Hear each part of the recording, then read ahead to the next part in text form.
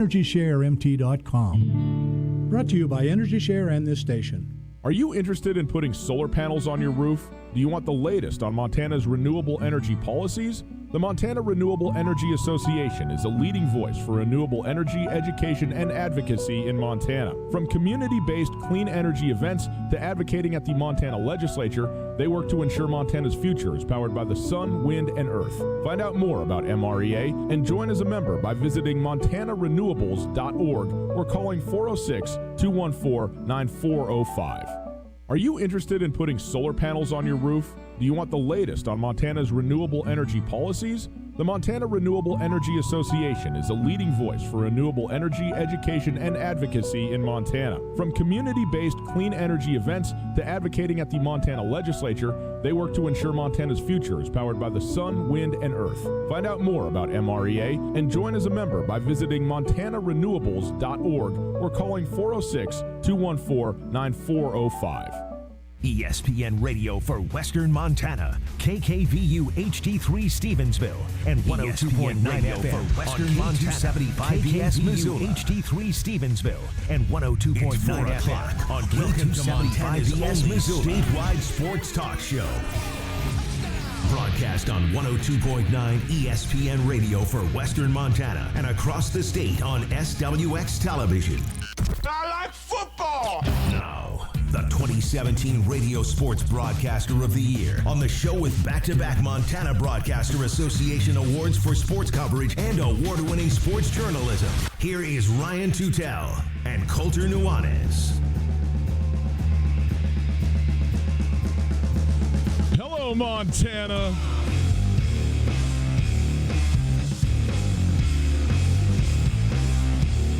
It's Cat Grizz Thursday, boys and girls. The greatest Thursday of the year, leading up to the greatest Saturday of the year. It is Tutel and Nuanez. Outstanding to be with you, Ryan Tutel, Colton Nuanez, and all of you around, everywhere on ESPN Radio in Western Montana and across the state on SWX Montana Television. Great to be with you. Thanks for letting us hang out with you on this very fine afternoon. We are broadcasting live from the Kurtz Polaris studios. Kurtz Polaris is at 2904 West Broadway in Missoula, and Saturday, December the 7th, they're having their 7th annual snow day. One day only, 10 a.m. to 4 p.m.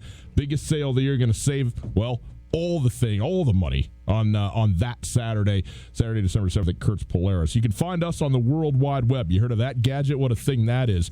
World Wide Web.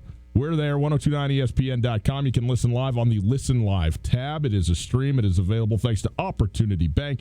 Your local bank, your opportunity. If you'd like to pick up your phone and call, you can do that as well, 329-1899. Let's take a look at what we got in the show today. By the way, all guests join us via the Rankins Brothers RV phone line. In the show, we are going to talk, what do you think? Cat Grizz football. Oh, yeah, we're going to open up. We got a great guest in studio I will introduce here in just a moment. We also are going to hear from Chase Reynolds at about 4:40. He's going to call in, be on the show with us here to get things rolling. We also, in the next hour, going to spend some time on the Cats side of this thing, talk about Montana State. We will hear from Jeff Choate, talking primarily about the Grizzlies and really actually setting up the game part of this for us a little bit. Sometimes the football gets lost in the foray in this thing, doesn't it, Colter? So we'll get into all of that. And also, Jody Owens, former very outstanding Montana State football player, also going to be on the show today. So there you go. There's our show outlook. It is brought to us by Shine Auto Detailing. Now is the time you get your car looking good and protected from Shine Auto Detailing, online at MissoulaAutoDetailing.com. With that, I'd like to welcome in what we're doing here at the very beginning of the show. Former University of Montana linebacker, former NFL linebacker, and, former neighbor, current neighbor, Jordy Tripp. Jordy Tripp in studio with us. Jordy, how are you doing, man? Good. How you fellas doing? Doing great. Great to have you in here. We appreciate you coming down on a big week, big weekend. What is this week like for you now? Man, when you played in this and then it's great. Back. As a player, you kind of get lost in the whole wash of game prep and everything, and you're so honed in on football. As a fan, growing up, both of you could attest, it's huge, for the state and for Grizz fans all across the country, and it's kind of cool to see it from a 30,000-foot view, everything that goes into it, the passion, between the Grizz and the Cats and everybody involved around the state. So, I'm fired up. I woke up on, Sunday morning, known as Cat Week, and fired up to watch this watch this thing unfold. It's great. It's fun to be a fan and watch it. You know? I think that one thing that's interesting, I think sometimes the fans get lost on. Yeah, he teased that Jody Owens is coming on the show, and you just nodded kind of a nod of healthy respect. And I think that fans get kind of caught up in how much they hate the other side of this thing. Yeah. but I remember covering you guys. I mean, like you and Cody Kirk and my brother, you guys all grew up together, knowing each other since you were 6 years old, right? And then Cody's playing for the Cats, you're playing for the Grizz. But, on the field, when it's going on, of course you want to beat your brother. But But I mean, don't hate each other, like your brother Brooks and I, and then Cody, we're all like AAU teams, and I was never good at basketball. I tried to be an AAU team, but Brooks and Cody and those guys, and Cody and I. he grew up out in Frenchtown. We're best friends, pulling four-wheelers around and stuff with tires and joking around. And then, fast forward until we're in college, and then he's lining up across the ball and we're playing against each other. It's fun. You got a great deal of respect. And you said Jody's coming on. He was a great linebacker. Him and I kind of developed a relationship through the playing years, just, back and forth and see him coaching and stuff. I think it's pretty cool. He's a great guy. A lot of respect for him. He's a great linebacker. So you got a lot of respect for those guys, But at the end of the day, you want to win. When it comes to watching the Grizzlies now, when Bobby Howe comes back, into his second year here, and you're actually in a position where you can pay a little bit of attention. Obviously, when you're playing, you're doing it, and then when you're playing professionally, that's kind of got your attention, doesn't it? So you're kind of like maybe peeking over your shoulder, but now you can watch the games, maybe go to a game and that kind of thing. What's that been like for you, and what's your assessment of just where Montana is at from your vantage point right now? It's great. I was recruited by Coach Houck. Right. And, he taught and instilled in us a lot of great things. If you go back, a lot of the guys that played post-college came from him. And it wasn't just because of the quality of the athlete, but it's the type of man that he demands you be from day one there. And I got a lot of respect for him for that, and he lets you know that it's not for everybody. I think we started out with 19 or 20 guys and ended up with like 7 or 8, but those are the guys that you want right next to you on game day, and the same thing in life. So I got a lot of respect for Coach Houck and the culture that they have reestablished there. You can see it on game day, the attention to detail and the toughness and the grit, eliminating penalties that could cost you the game or false starts that could cost you the game, whatever it be. So very happy to have him back and see that culture and toughness instilled back in Montana. And it's a lot of fun to watch guys and coaches who were there. Coach Rosenbaum was there, Coach Houck, obviously, Coach Germer, and I've known Brent Pease and some of those guys. So it's awesome. It's really happy. I'm really happy to have him back. From a trained eye, what do you think of what they're doing on defense? Because the scheme is pretty crazy, right? Like it's a little bit different they're doing. So Coach Bear, I've no relation to him before, and I went a couple times went and sat in his office with him and talked through some things. And like I said, from a 30,000-foot view now, just to kind of jump in and go watch a practice or two, it's really, really cool to see some of the stuff they're doing. A lot of unconventional looks, and as to somebody who's been through a number of different defenses in the NFL and also in college, it's really cool to see how creative he is with certain looks and how you can make a base zone coverage look the exact same as a man or his own pressure. And I couldn't tell a few times, and it's pretty cool to see. And it's cool to see these kids pick it up and play fast. It's an attestament to their coaches and how well they're relaying that information to them. It's pretty cool. Former Montana Grizzly linebacker Jordy Tripp in here with us, former NFL linebacker as well. And speaking of, you were an outstanding linebacker, went on to play professionally. You were half of an outstanding linebacking unit for a time at the University of Montana. When you look at what you have in Dante Olson and Jace Lewis right now, what do you see in those guys from a guy who played that spot? Yeah, well, I'll get to Dante in a second, but watching Jace step up, I've barely even talked to the kid, but impressive though. I love, when I flip on the TV or you go to a game and he flashes, man. And I had no idea. And then I go watch him and like, you see a 3 or something, you're like, dang, who is this kid? And then you're like, wow, he's shown up across the field. You can tell he's got good hands, good feet, good technique. And I think a lot of that has to do with his defensive coordinator, linebacker coach, Coach Bear. And, kind of moving to Dante, he's got everything that it takes. You watch enough guys. Well, you two both know you watch athletes all the time. And the guy can move. He's got long arms. He uses his hands extremely well. That's the biggest difference from college to the NFL is how well a defender can use their hands. You watch any guy on Sunday, extremely violent, good hands, and he does a great job with that. And he can run though too. So, both of them are a lot of fun to watch. And it's really interesting to see how Coach Bear uses them in different schemes and looks to get them in position to make plays. We talk a lot about, especially with some of the skill guys on offense, that next gear that they go to. Yeah. It seems to me that Dante, especially when he's running to make a tackle, right at the point of impact, hits another gear where you always, they go through the guy and all that, but it just seems different when I'm watching him, the way that impact happens and just the certainty that it's going to go the direction he's headed in. Absolutely. And as a college guy who played, for me, one thing looking back, you always want to realize, okay, I got to play at a certain level. And that's the difference that I think when you watch a guy like Dante is when he strikes, there's a different type of explosion than maybe the other 99% of the guys on the field. And that's nothing, against him, but he gets that both mentally and how to apply it physically. And, you turn on the tape on Sunday, that's the biggest difference is that next gear when you go to the point of attack. And he's extremely strong in that regard, and he's smart. He's not just running around out there. I think the best way to watch a guy and how he can translate to the next level is, one, how physical and violent he can use his hands, and two, how many plays does he make outside of the numbers, not hashes, outside the numbers. No, when you see them throw a bubble screen and he's making a play outside of the numbers on more often than not, it's a pretty good key, as you two both know, to how that translates. That's the difference, because when they look at that, if you don't start, for me, I was a linebacker in the NFL, but I started a few games, but I was primarily a teams guy.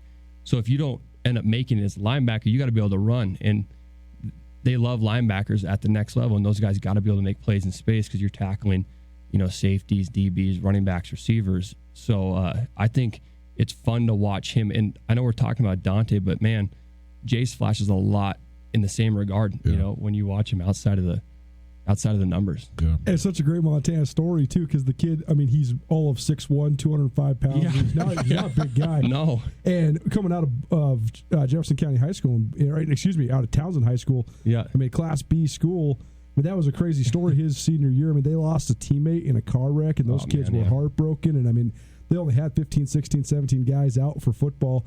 And everybody was thinking, this kid, he had like 400 career tackles in high school. He was a quarterback who threw like 50 touchdowns. But everybody's like, but what is he going to play in college?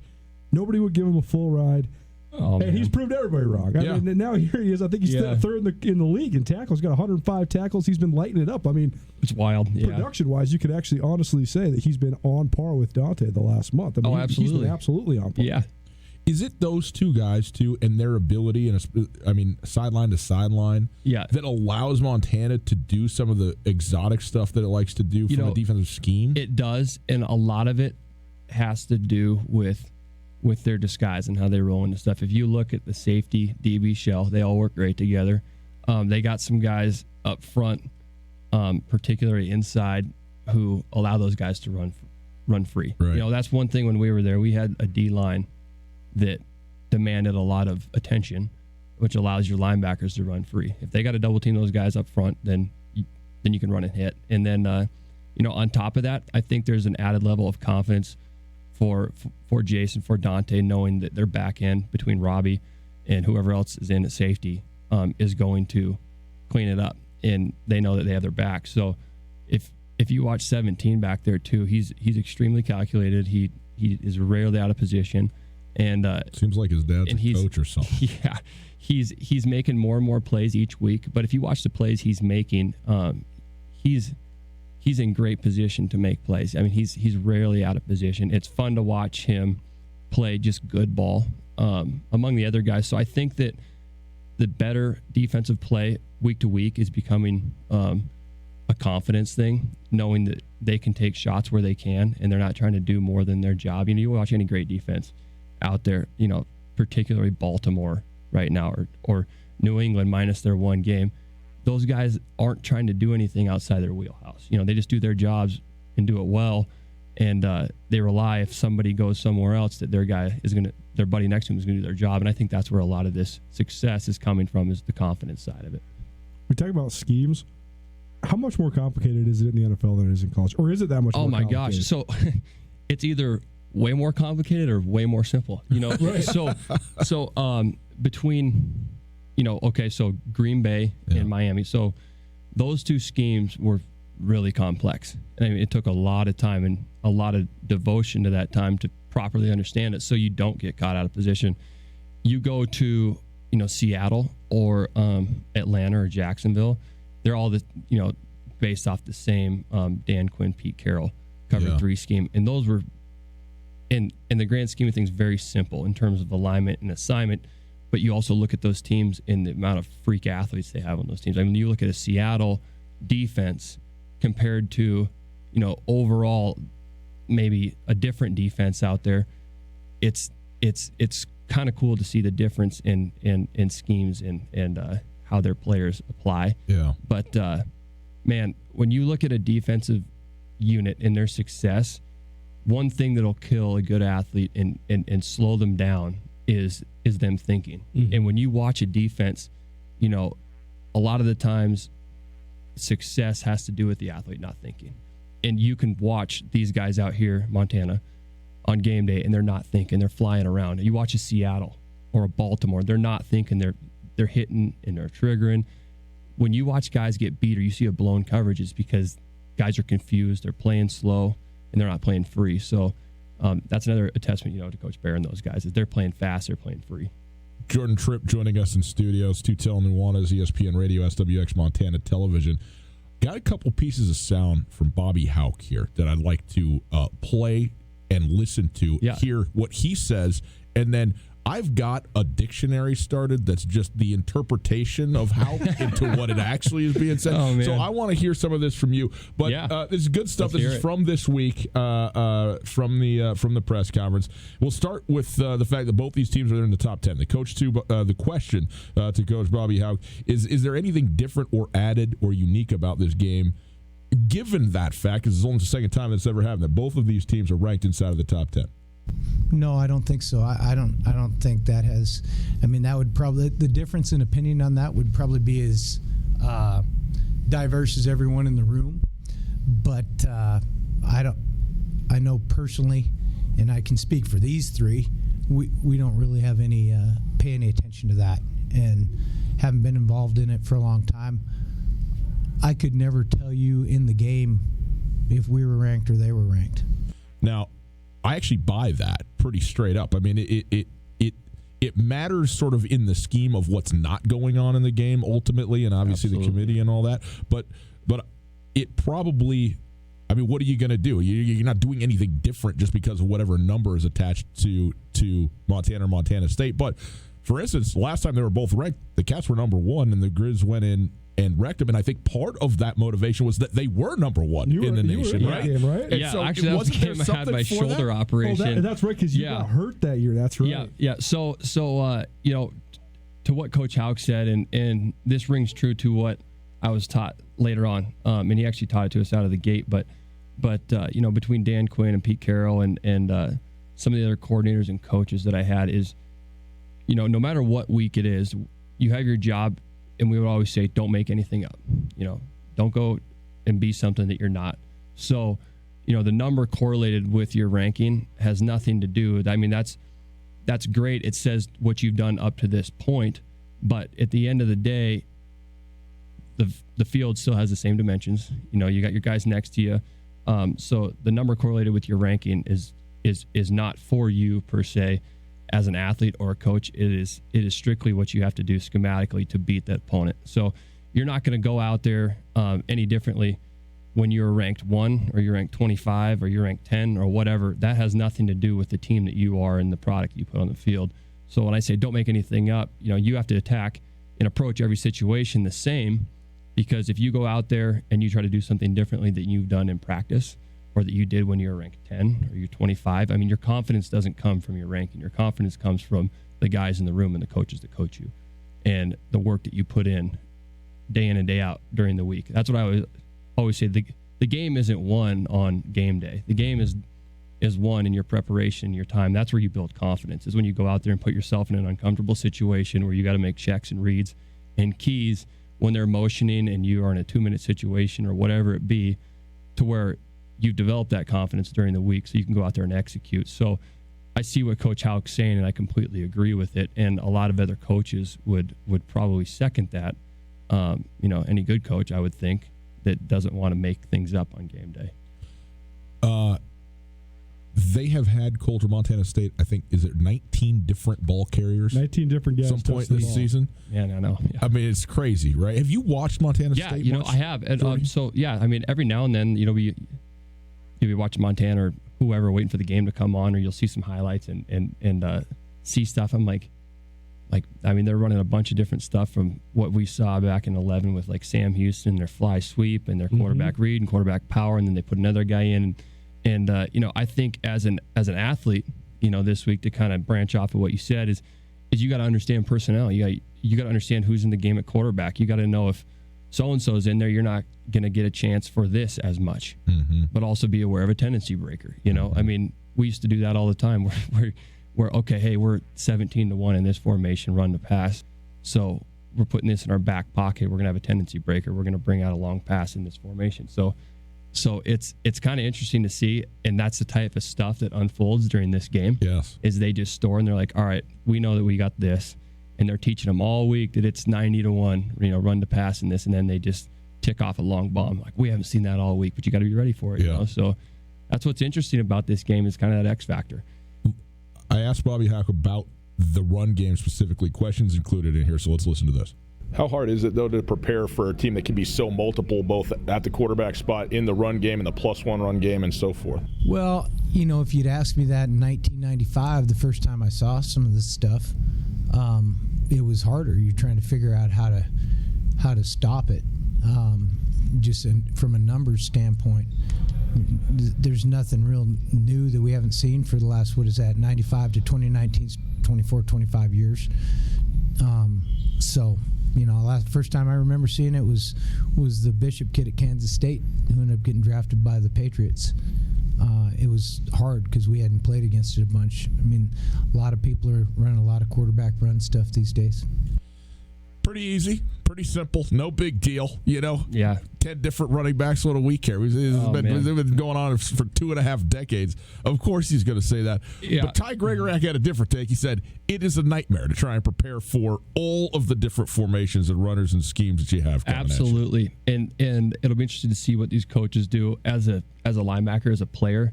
What you want to do is have a defense that you can stick to your rules to and stick to your keys, and you don't have a ton of different looks. At the end of the day, you're going to have different looks, different keys, and different calls to certain personnel groups. But, when you have some, running back X in there for this, you want to limit the number of defenses you have, limit the number of keys, and just trust your keys, trust your eyes, make sure your eyes are in the right place, ball snapped, go play football, understand your fits, and like they say, know your fits, make your hits. That's what you got to do. You got to see it and you got to hit it. So, to Coach Houck's attachment, we can look all across the league and see this quarterback has this, or this scheme has this, and then pretty soon, you look at the Wildcat phase. That's kind of phased out, right? Because people figure it out. People understand the numbers, and what he's talking in regard to that is a lot of the time, these offenses are check at the line.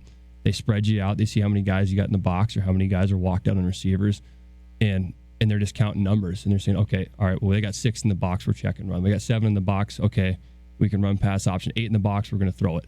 So that's what they're talking. And as a defender, that's the job of the coordinator. Say, hey, this is what they're looking at. Play with this, and then you can understand more of what you're going to get. As an outside linebacker who's walked out on like the number 2 receiver, that quarterback could be staring at you. And the second you get too wide, they're going to check the power because you got to come from outside in. But if you're sitting inside, they're going to check to the bubble with a quick slant. So understanding how to play with that guy and how to mess with him in that scheme, that's where you kind of get the game inside the game, and it's a lot of fun to where you can mess with them. I want to ask you about Troy Anderson, because build-wise, you and Troy Anderson are very similar, about 6'4", 230. Yeah, he's a big kid. And I think about when I watch him play outside linebacker, he's a lot like how you were, where if you do get matched up against the slot. Yeah. It's not that bad of a mismatch. You can run with that guy. You can make plays on the ball. But could you imagine if you're a sophomore in college, the coaches come to you and they say, "Hey, Jordy, you're playing quarterback." Oh man, no, I can't. And I had enough trouble picking up, Coach Houck's and Coach Bresky's defensive schemes, let alone thinking about playing quarterback and quarterback power. When I see an athlete who plays, I don't care what level, what team, quality of the team, when I see somebody playing both ways, right, it's a testament, to the trust that they have him and also the type of football player, not even athlete, football player he is. You can go in there and run quarterback power. I think that's pretty cool. That's an attestament to the type of kid that he is, and I've never met the guy. I don't know, but I got a lot of respect for him in terms of watching him run around defense and then, grab the ball at quarterback and let it rip. It's kind of cool. It's really cool. Yeah. Very fun. This game Saturday, the number one run offense in the Big Sky Conference in Montana State versus the number one run defense in the conference, the Montana Grizzlies. Coulter, this is your question to Bobby Houck on that. Montana State leads the league in rushing. I think you guys lead the league in rush defense. So what do you think of just that matchup? Well, we were kind of in a game like that last week where there's some similarities. It's November. The game's in the state of Montana. As I just mentioned, we're all from Montana. And you got to be able to run the ball, and both sides are going to try to do that. When it comes to this matchup, though, Jordy Tripp in studio with us, former Grizz, former NFL linebacker. When you look at this matchup in this particular game Saturday, what do you see when Montana State has the ball and the Grizzlies are on defense trying to stop them? I've shared this with a few people, but this is like what I would take into every game. And as any athlete, for me to tell, a defensive or an offensive or a special teams player is, at the end of the day, you have your job and your responsibility, and what they do can't dictate or change what you do. If they're a running team, you're gonna, like I said, have your keys, know your fits, and just cut it loose. But at the end of the day, it's you and your matchup against your opponent. And I would always say, it's not going to be 100%. If everybody won every matchup, you'd be, Khalil Mack. Right. So at the end of the day, it's you or him, and this is what I would tell myself. All right, it's you or him. You have a choice. Who's it going to be? And and that rings true in this game more than ever. But you don't change that. You carry that week to week. But at the end of the day, when you line up, football's a game of matchups. That's why you're like, how the heck did this team beat this team and they blew this team out? Well, they just matched up better. But, as a player, in an integral part of a defense or a special teams unit, or an offense for that matter, at the end of the day, you have a choice. Is it going to be you or is it going to be him? And you have a choice, and that's how you have to go into it with that mindset. So, it's the running game. It's the running game. Read your guards, read your centers, read your backfield. Know your fits, make your hits. At the end of the day, at the point of contact, is it you or him? And that's what I would look at every single time you go in there. So it's going to be interesting to see. I'm fired up to watch these guys. It's exciting. It's really exciting. We already know who you think's going to win, but tell us why. I'm sure you got Montana on this one, as always. You're a proud Grizz, but how's this game going to play out? It's always fun to watch. At the end of the day, and I'm not going to step on anybody's toes here or anything, but Montana has and always will be the team in the state, as much as they don't want to admit it or not. If you watch everything that's transpired, they're just playing catch-up ball. And at the end of the day, you're Montana and they're Bozeman. They're always going to be Bozeman. And when you grow up in Montana, every single one of those kids, whether they admit it or not, wanted to play at Montana for Coach Houck. It might, deep down, you could ask them. Now that they're there, they don't like him. So when you come here and you understand what Montana is and what it entails, it's just principle to me. Growing up here, seeing Coach Houck in Montana and the tradition, you just win the game because you step out there and you understand the tradition and what this means to you as a Montana player. And, it's going to be a hard-fought game. We've had so many hard-fought games. They beat us a couple of times when I was here, and it made me sick to my stomach. But at the end of the day, till that last snap, you still believe you're going to win, you know. And I'm just fired up to watch these guys. You know, it's great. If they want to use this for bulletin board material, you know, go for it. But I'm fired up to watch you gotta Montana. It's great. Is find somebody who's unaffiliated to tell you the truth of what they really think about it. For crying out loud, Jordy Tripp in here. Now, what are you going to the game? What? I mean, they might not let you in after they re-listen to this here. No, I'm not. I'm going to sit here and watch it. I'm fired up though. It's going to be great. I'm excited to actually sit down and watch a game. You know, last year was the first year I could do it, and this year was actually the first time I actually got to go to a game, you know, as a fan. Right. And it's fun though. You know, it's great to be a fan and watch something you've been part of your whole life. You know, and they're going to be fired up over there. It's a hostile environment. You know, I mean, it is. They get rocking over there. You know, they throw snowballs at you and stuff. It's good stuff. You know, it's every bit of everything you want as a college football player. You go into an atmosphere like that, or Montana, or wherever it's at. There's nothing like it. And I played at a bunch of different stadiums, and there's nothing that compares to the University of Montana, you know, Bozeman State game. You know, it's great.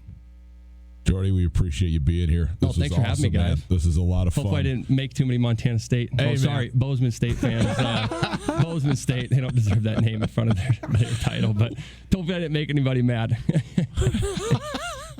This is a classic. This is a chip off the house tree, because what he just did was he did the exact thing that he knew would make everybody mad, and then said, "I hope that nobody's mad." This is beautiful. We will have Chase Reynolds here in about 10 minutes, and then again Jody Owens in the next hour, which maybe we get the other side of this whole thing. Jody's gonna reach through here and he'll text me, or he'll try to find me or something. I don't know. Dude, that was awesome though. Great insight on the football side. And the passion runs deep, which is what this game's all about. Jordy, we appreciate you being here, man. No, thanks for having me, you guys. I appreciate it. Quick break. Back up to this. Gather your friends and family and join the Montana Club for their annual Thanksgiving feast, featuring succulent oven-roasted turkey or tender, juicy prime rib, and all the mouth-watering sides. And don't forget the pie. Enjoy home-style pecan, pumpkin, or pumpkin cheesecake to top off your meal. Thanksgiving feast starts at 11 a.m., and they'll also offer their full menu as well. Open 8 to 7 Thanksgiving Day. The Montana Club on Brooks and North Reserve, Missoula. No matter how far you may go, there's always one just down the road. Town Pump, ooh, pump it up. Corona and High Country Jerky sounds so good. I think I'll stop by Town Pump on my way home and grab me a 12-pack of Corona for only $14.99 and some High Country Jerky for $7.99. It's always quick and easy, and there's a Town Pump right down the road. Town Pump, right down the road. Pump it up, oh yeah.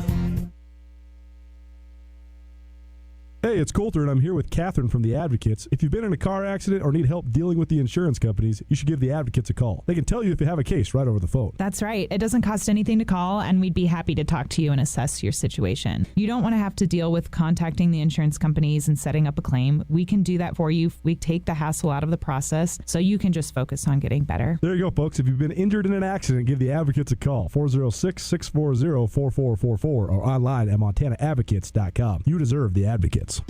You've been auditioning at the dinner table for years. Are you finally ready to hit the stage? Arts Missoula and ASUM are teaming up again to showcase the best of the region's high school talent at First Night Spotlight. Audition at Hellgate or Big Sky after school on December 2nd and 5th, respectively. Or for Sentinel, Willard, and surrounding schools, tryouts will be held 11:30 a.m. Saturday, December 7th at the UC Theater. The best of the best will be invited to perform live on New Year's Eve. To sign up for First Night Spotlight tryouts, go to artsmissoula.org. Americans waste 3.8 million gallons of gas by idling every single day. Idling for more than 10 seconds actually uses more fuel and produces more emissions than stopping and restarting your engine. Vehicle exhaust contributes to smog, climate change, and poor air quality, heightening the risk of developing asthma and lung disease. Kids and seniors are especially vulnerable to these health risks. So next time you're stopped for more than 10 seconds at the train, getting coffee, or picking your child up from school, please turn your vehicle off. Brought to you by Missoula in Motion. Hey there, Colter Nuanez from your favorite daily sports talk show, Two Tell Nuanez. I'm here with Tom from Aspen Sound. Tom, last winter I got a sweet car starter. It's something I think everybody needs. You know, Colter, I couldn't agree more, and my wife sure thinks so too. We've got a lot of sweet deals. We actually have it capable now where you can start it from your phone from anywhere you'd like. We have two-way remotes that'll confirm to you the vehicle started all the way down to our basic package starting at just $299 installed. Come on in and check us out. Feel the music at Aspen Sound.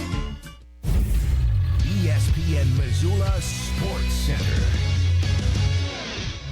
Good afternoon, Ryan Tutel, Colter Nuanez. Here's some sports news for you. The state football championship matchups are set for this weekend across the state of Montana. In Class AA, Naranche Stadium in Butte will be at capacity as the undefeated Bulldogs and their outstanding offense powered by senior quarterback and Montana State commit Tommy Malott welcome one-loss Bozeman to town. The Hawks' stingy defense has given up just a single touchdown or less in 5 of their last 8 games. Their lone loss came in the second game of the year against Missoula Big Sky on September the 6th. Kickoff for this one is Friday night at 7 p.m. In Class A, it's a showdown between the top 2 seeds out of the East as 11-0 Miles City welcomes 10-1 Laurel. Miles City is coming off a 28-14 win over Hamilton, while Laurel got past Dillon 21-12 on the road. In Class B, Manhattan upset top-ranked Fairfield in the semis, earning the right to host the state championship versus Lincoln County. That's Eureka, who got the better of Red Lodge in their semifinal game. In Class C, 8-man, it's Fairview versus Superior Alberton Co-op. That game will be played at Rocky Mountain College in Billings. And 6-man, Webo heads to Jordan to play Garfield County. All the state championship games in Class A through C kick off at 1 o'clock Saturday. And, of course, at noon Saturday, the 119th Cat Grizz football game for the Grizz. 3 fifth-year seniors from Montana, Sandry, Bingham, and Jesse Sims. This ESPN Missoula Sports Center is brought to you by Aspen Sound.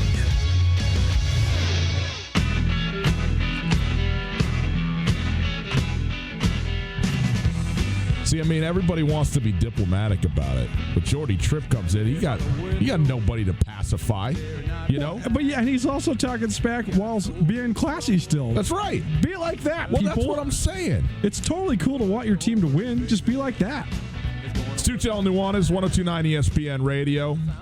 Chase Reynolds coming up here in just a moment. In the next hour, we're going to get into Montana State more specifically. We'll hear from Jeff Choate and Jody Owens, who is the Big Sky Conference Defensive Player of the Year in 2012, also going to be on with us, so we'll look forward to that. But we are broadcasting live from the Kurtz Polaris studios. Kurtz Polaris at 2904 West Broadway in Missoula, Highway 83 in Sealy. Online at kurtzpolaris.com. December 7th, Kurt's 7th annual snow day. 1 day only, 10 a.m. to 4 p.m. That is December 7th at Kurtz Polaris. Boys and girls, one thing we like to do around here, because we got Chase Reynolds coming up in a moment, but we got a quick second to open up some baseball cards. Colter, it's a rip session is what you tell me. That's right. Zootown Sports Cards right down there on the corner of South Avenue and Higgins. Go check them out. Their inventory continues to grow. They have all sorts of cool stuff going on. I got myself some Panini Contender basketball cards. The 1920s are not, they're hardly out yet. There's only NBA hoops have been out. No one else has really put out their set yet. But these 1819s are still so great because Luka Doncic is blowing up right now. And so if you're looking for that Luka Doncic rookie card, his stuff, the collector value is great. So Doncic has been a worldwide superstar. He's awesome. I got myself a little Dirk Nowitzki insert on the top, but these Panini Contenders, they look pretty darn sweet. So you can go down to Zootown Sports Cards and check them out. And right now, before we get to Chase Reynolds, actually, we'll do this in the second segment. We're going to give you some Zootown Sports Card stuff, but we'll wait because we don't want to clog up the phone lines. I know Chase is calling in, but stay tuned. We'll give you some Zootown Sports Card gifts here in the second hour. I just opened up a Panini Phoenix NFL 5-pack. Larry Fitzgerald, Melvin Ingram, and Cleveland Farrell signed. Ooh, we got a little autograph action. Card. Nice, Appreciate man. that. We'll give some more away in the next hour. We'll take a break. We'll come back. Chase Reynolds joining us right after this. Selway Armory on Black Friday is the one store you have to visit to save huge on guns, ammo, and accessories. Check out Selway Armory's insert in the Thanksgiving edition of the Missoulian before Black Friday to see all of the unbelievable inventory and savings they have in store for you. Put Selway Armory on your schedule and get there this Black Friday and Saturday for the sale of the year. Get to the store at 2825 Stockyard Road, Unit E6 behind IHOP on North Reserve. Selway Armory's Black Friday sale. Shop local, save money, shoot more. If you're looking for a charming neighborhood hideaway, come into Katie O'Keefe's. Located in the corner of the Stevens Center, Katie's has an inviting atmosphere with ample parking and a location that's easy to get to and hard not to love. With drink specials every night of the week, including Tequila Tuesdays and Whiskey Wednesdays, offering $3 premium cocktails. Katie O'Keefe's is the welcoming, warm hangout you've been looking for. Come in to Katie O'Keefe's, where the drinks are always cold and the people are always friendly. This is Mike Nugent with Berkshire Hathaway Home Services. Berkshire Hathaway provides Western Montana with full-time real estate professionals for you whenever you need us. Our reputation as the state's most knowledgeable and available real estate group has helped build unmatched trust in the Garden City and statewide. If you have been thinking of making a real estate move in the short or long term, give me a call. No pressure, no expectations. Just professional opinions and service at whatever pace you are comfortable with. Give me, Mike Nugent, a call today, 531-1802. And remember, every question is good to ask. It's only 5:30. You're up, awake, and ready for the day. At Florence Coffee Company, you'll find a light on and a friendly barista. In the cold, dark month of November, we want to reward you with the Florence Coffee Early Bird Special. Weekday mornings between 5:30 and 6:30 a.m., we will upgrade your purchase one whole size. It's early, it's special, and it ends November 30th. Offered at all 20 Floco locations, and visit us at FlorenceCoffeeCo.com. Florence Coffee Company. Tutel and Nuanez on 102.9 ESPN Radio for Missoula.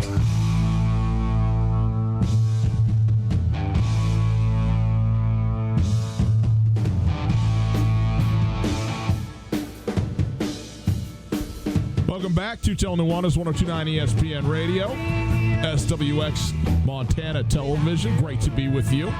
Broadcasting live from the Kurtz Polaris studios. Kurtz Polaris at 2904 West Broadway in Missoula, Highway 83 in Sealy. Online at KurtzPolaris.com. December 7th, Kurt's 7th annual snow day. One day only, 10 a.m. to 4 p.m. Free coffee, free lunch, and the biggest savings of the entire year. December 7th at Kurtz Polaris. We'll have Chase Reynolds. Oh, let's do it. Okay, we have him. Well, let's do it then. We go right now to the Regish Brothers RV phone line. We welcome in our second Grizz guest of the afternoon, Chase Reynolds, back with us once again. Hi, Chase. How are you, man? Thanks for being here. You bet. Thanks for having me back. I thought maybe you'd kick me off after last time I was on. I mean, are you kidding me? It's about to be Tutel, Nuanez, and Reynolds right here is what we're doing. You know, we're going to make this thing We got happen. some other competition lobbying for that, though, because Ty Gregorak was trying to etch his name in lights the last time he was in here on Tuesday. He was saying, I'm not leaving. We actually said, hey, Ty, thanks for coming by after you've been on for about half an hour. And he said, what? He said, no, I'm doing the rest of the show. I said, okay. Yeah, I'm not done. Chase, we had you on with the roundtable a couple of weeks ago, and we covered a bunch of stuff. But obviously, this week, such a big week, and we're less than 48 hours from kickoff from Cat Grizz number 119. When you growing up in Montana and being a Montana kid, can you just line out for us what this is for kids who grow up in the state? I think there's a total of, how many, Coulter? 94 players? 94 players from Montana playing in this game from Montana that are in this game. What's it like for them, and how do you compel or how do you express to teammates that maybe aren't from the state really what this is all about? Yeah, and I'll tell you, I'll be honest with you, growing up, we were kind of not in the middle, but growing up in Drummond, I really wasn't a fan of either side. So when I really started to understand what it was about and what it really meant was when I went to college here and started playing, and that's when I really started to know what this rivalry was about. And it's to be a part of it is fantastic. And I don't think people coming from out of state, it's the same thing. They don't really know what the Brawl of the Wild is really about until they start to become part of the team, and that's where just that brawl that's been going on for so long actually really starts to mean something.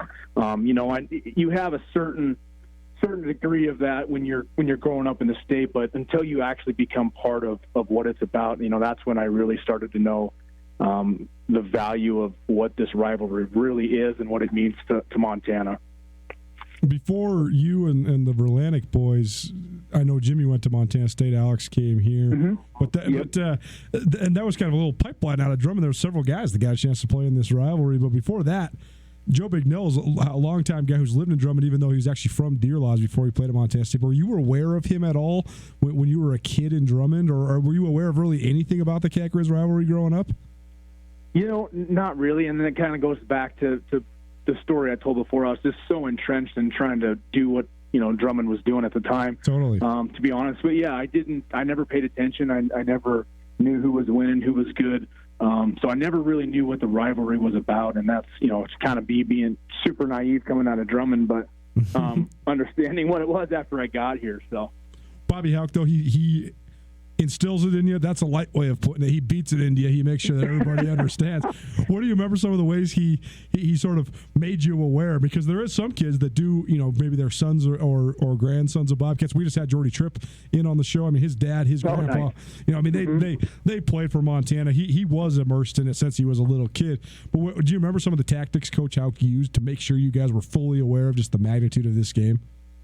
The one thing I remember is we always had some meetings before, throughout the week, and he brought in somebody who's wearing I think it was Coach Dasty at the time, was wearing a Montana State hat, and in fact I think it was Gregorak was wearing a University of Montana helmet, and through our special teams meeting, Gregorak come running across the room and smashed into Dasty and put him through the wall, and it was just kind of a rally moment to what this really means, and it was funny. And kind of when I think back to those little moments and the I don't want to say hatred, but at the time it was the two top level teams in the state of Montana are playing, and what it meant to win was more than just a win. It was bragging rights. There was the trophy, and it just meant so much to win that game.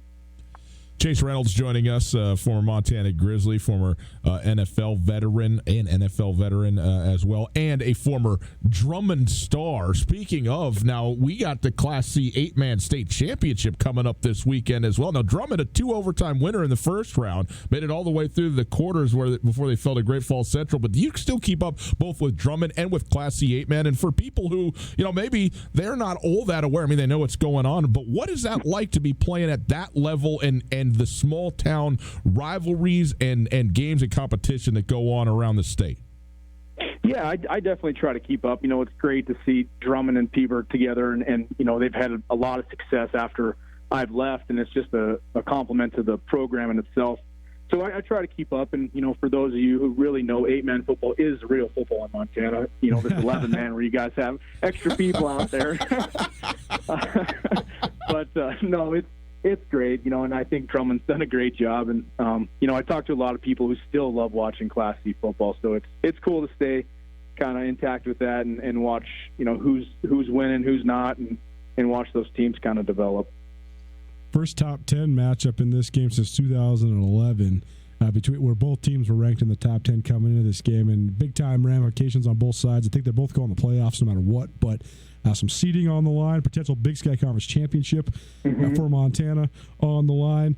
So, first of all, I mean, winning Big Sky titles was commonplace when you were playing, and you guys won 7 straight of them during Bobby Hauck's time. I think 12 straight was the overall count by the time it was all said and done, and then it's been sort of few and far between since then. I know Montana still considers their 2011 championship a championship. It was stripped from them by the NCAA.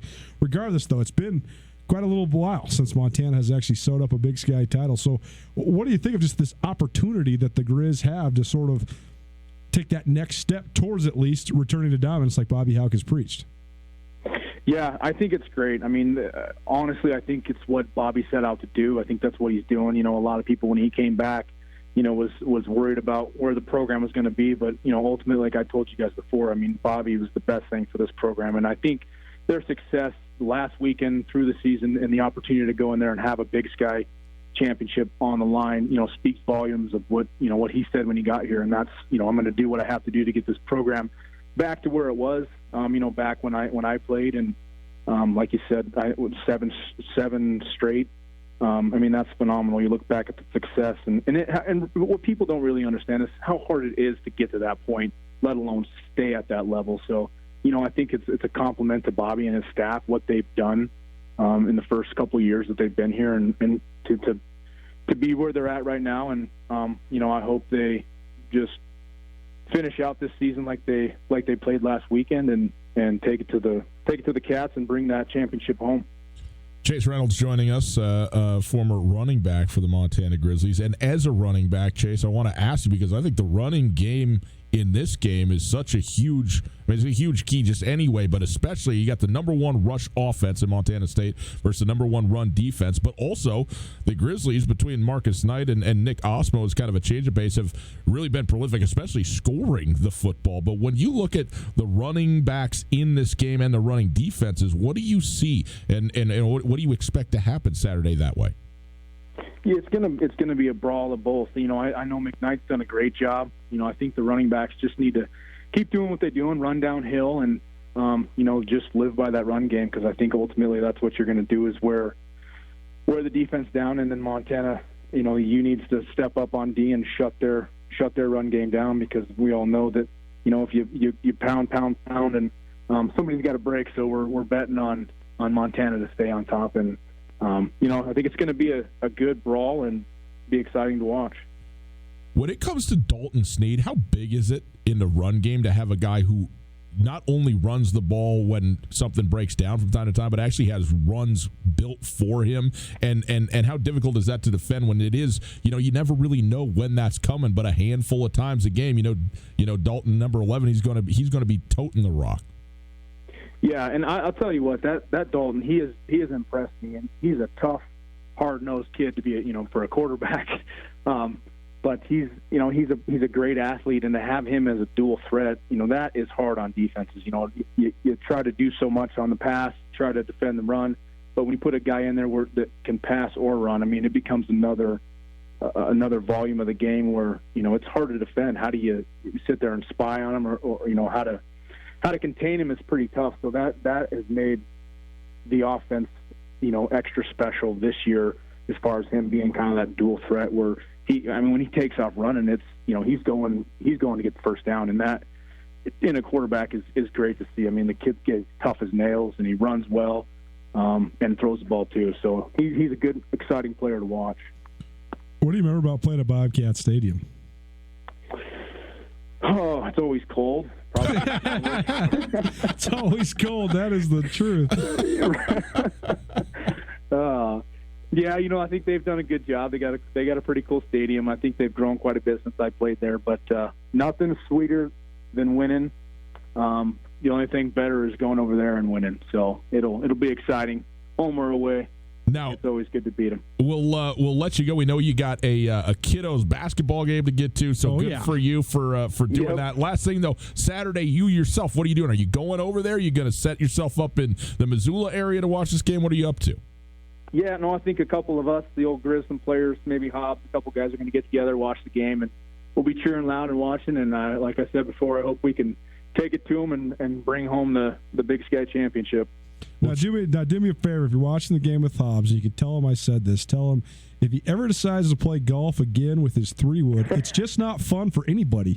Last year, he tried to take that 3-wood out, and he thinks he's going to have more control. And I'm like, Hobbs, I don't play golf with you except for I want to see you hit it 400 yards. So take the driver out, swing away. If you shank one over, I'll give you a mulligan. Tell him only the big stick next year, Hobbs.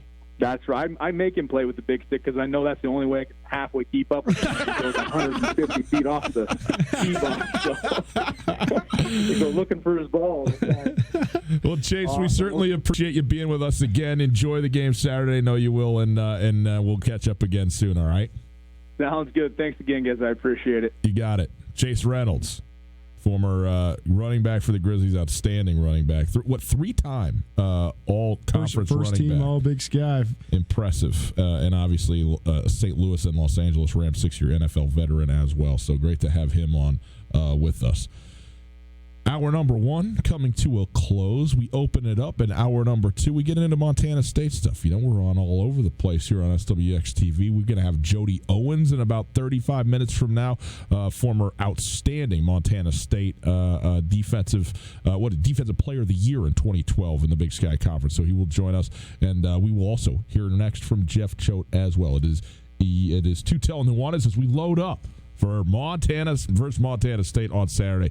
Best time of year ever. Hey, right now, go get your car detailed. Yeah, that's right. You heard me right. Shine Auto Detailing. They're going to get your car completely clean, inside and out. It's never going to look better. Not even the day you bought it will look better than it will when they're done with it. But more than that, it's winter. We know it's going to get sloppy out there, dirty again. That's fine. They give you a ceramic coating on that thing to make sure that your car stays in great shape, that you don't have chips and you don't have wear and tear when the salt and the rocks and the sand all jumps up into the side of your car. Winter driving is tough in Montana. We know it. Get your car detailed by Shine Auto Detailing online at MissoulaAutoDetailing.com, and you get yourself all set up with that thing, and your car will be in much better shape and perfect when spring rolls around again. Also, right now, a free headlamp restoration with the purchase of any detailing, okay? So go get that scheduled right now. Shine Auto Detailing. There's a saying, opportunity never knocks twice. When you're ready to take advantage of your next opportunity, look to your local bank.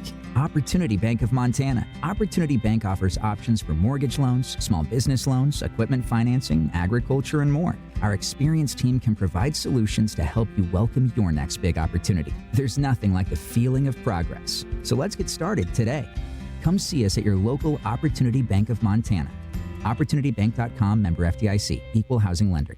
Thank you for making Polaris America's best-selling off-road brand. During the Polaris Great American Thank You event, financing is as low as 3.99% and rebates go as high as $3,500. Live life wide open in a high-performance RZR. Tackle everything from mountains to mud holes in a legendary Sportsman ATV. Get more done with a hard-working Ranger or elevate your adventure in a versatile Polaris General. Now is the time to get the season's best deals on America's best-selling off-road lineup with financing as low as 3.99% APR for 36 months and rebates up to $3,500 during the Polaris Great American Thank You at Kurtz Polaris, 2904 West Broadway in Missoula and Highway 83 in Sealy. Get to Kurtz Polaris on Saturday, December 7th from 10 a.m. to 4 p.m. for Kurt's 7th annual Snow Day. This is the biggest sale of the year, one day only, Saturday, December 7th at Kurtz Polaris in Missoula. Kurt's 7th annual Snow Day. Rebates valid in U.S. through 12/31/19 on new 2016 through 2020 vehicles. Subject to credit approval. Offers vary by model. See dealer for details. Always wear a helmet. Never drink and ride.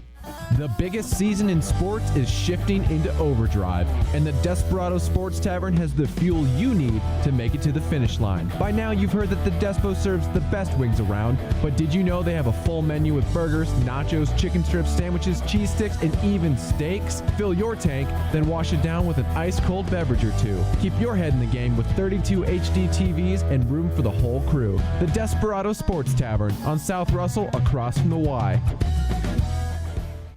You've been auditioning at the dinner table for years. Are you finally ready to hit the stage? Arts Missoula and ASUM are teaming up again to showcase the best of the region's high school talent at First Night Spotlight. Audition at Hellgate or Big Sky after school on December 2nd and 5th, respectively. Or for Sentinel, Willard, and surrounding schools, tryouts will be held 11:30 a.m. Saturday, December 7th at the UC Theater. The best of the best will be invited to perform live on New Year's Eve. To sign up for First Night Spotlight tryouts, go to artsmissoula.org. Have you been hurt or disabled? Are you missing time from work and not sure what to do? I'm attorney Chris Helmer, and Clark Fork Law Offices in Missoula is here to help. Our team specializes in worker compensation, personal injury, and Social Security disability. We fight for the benefits you deserve. Call Clark Fork Law at 728-0168 for a free consultation or visit clarkforklaw.com. Again, 728-0168. ESPN Radio for Western Montana, KKVU HD3 Stevensville, and 102.9 FM on K275BS Missoula. ESPN Missoula Sports Center. Good afternoon, Ryan Tutel, Colton Nuanez, 102.9 ESPN Sports Center. The state football championship matchups are all set for this weekend across Montana. In Class AA, Naranche Stadium in Butte will be at capacity as the undefeated Bulldogs and their outstanding offense powered by senior quarterback and Montana State commit Tommy Malott welcome one-loss Bozeman to town. The Hawks' stingy defense has given up a single touchdown or less in 5 of their last 8 games. Their lone loss came in the second game of the season way back on September the 6th against Missoula Big Sky. Kickoff for the state championship at AA level Friday at 7 p.m. In Class A, it's a showdown between the top two seeds out of the East as 11-0 Miles City welcomes 10-1 Laurel to town. Miles City is coming off a 28-14 win over Hamilton, while Laurel got past Dillon on the road 21-12. In Class B, Manhattan upset top-ranked Fairfield in the semis, earning the right to host the state championship versus Lincoln County. Eureka got the better of Red Lodge in their semifinal game. In Class C, 8-man, it's Fairview versus Alberton Superior Co-op. That game will be played at Rocky Mountain College in Billings under the new neutral site Class C rules. And in 6-man, Webo heads to Jordan to play Garfield County. All the state championship games, if you're looking for them in Class A through C, they kick off on Saturday at 1 o'clock. This ESPN Sports Center is presented by Clark Fork Law.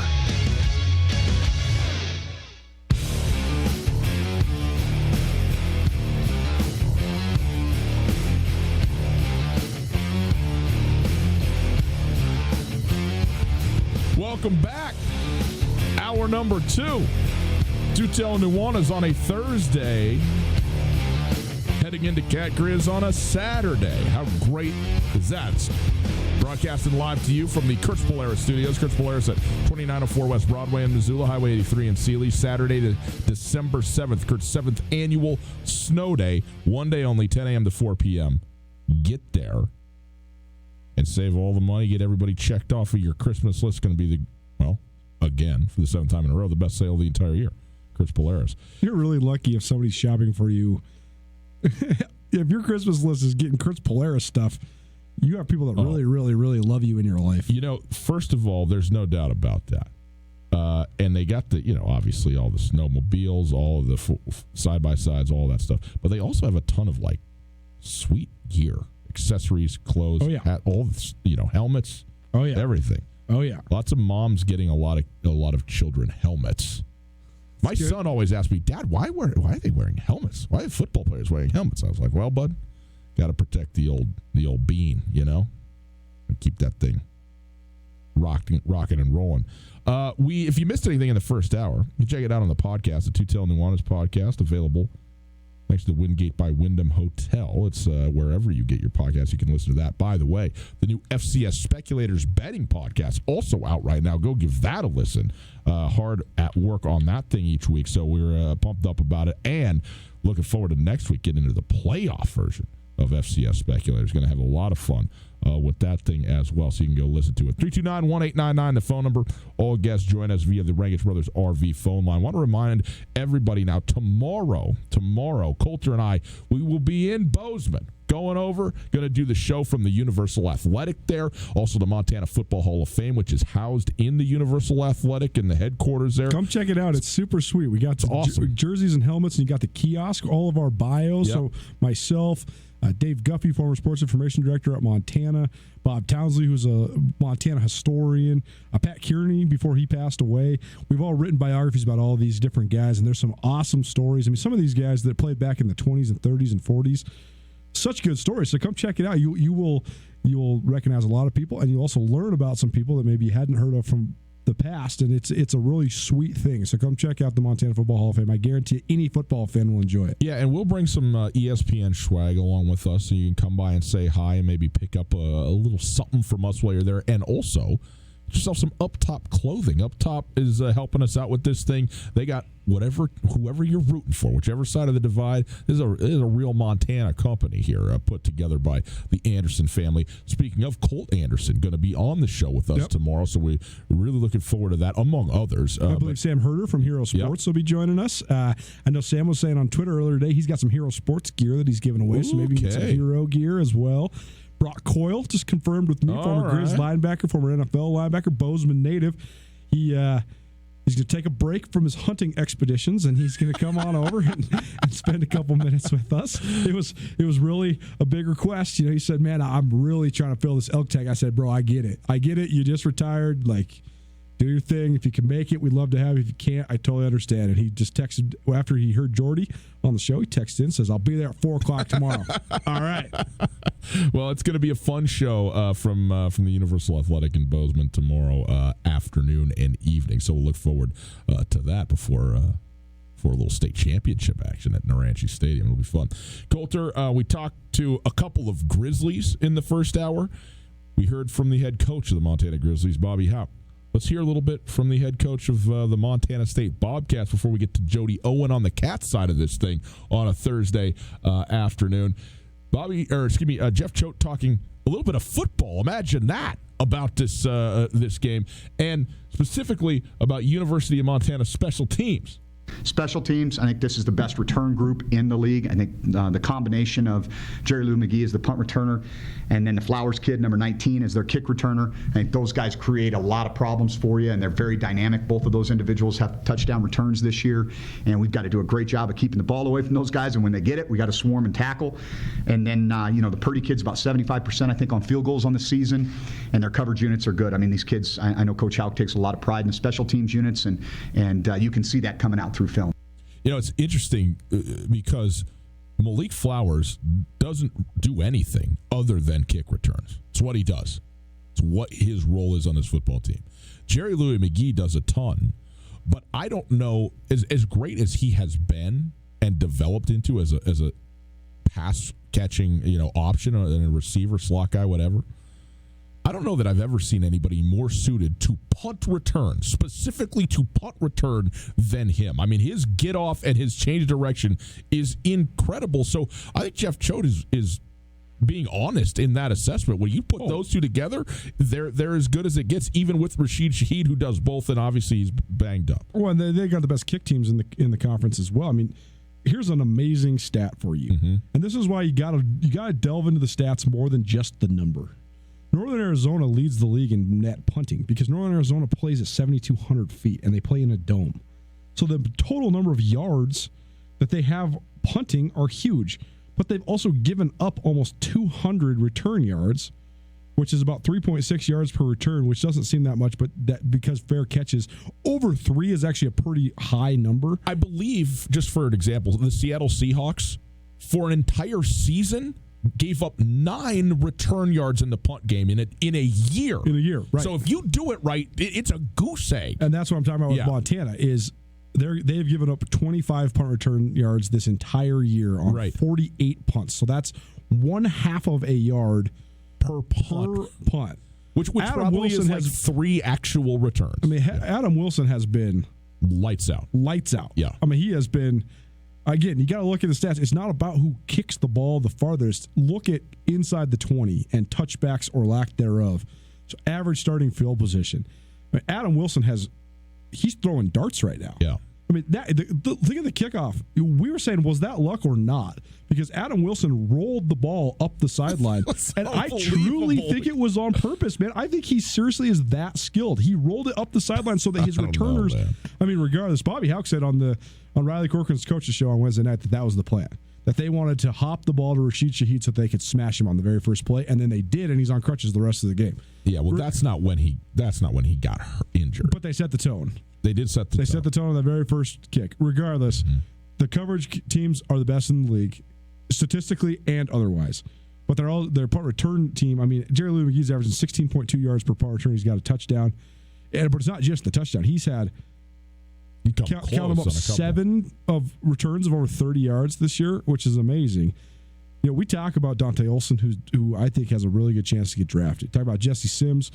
He's probably going to get into a camp somewhere in the NFL because he's going to put up 225 pounds 35 plus times at his pro day. He's a house. Yeah, no doubt. There's no real guys that weigh 280 pounds that look like him as far as lean muscle mass. I mean, he's unbelievable. Jerry Louis McGee's 5'8" and 170 pounds. I still think he's going to get a shot as a punt returner in the NFL.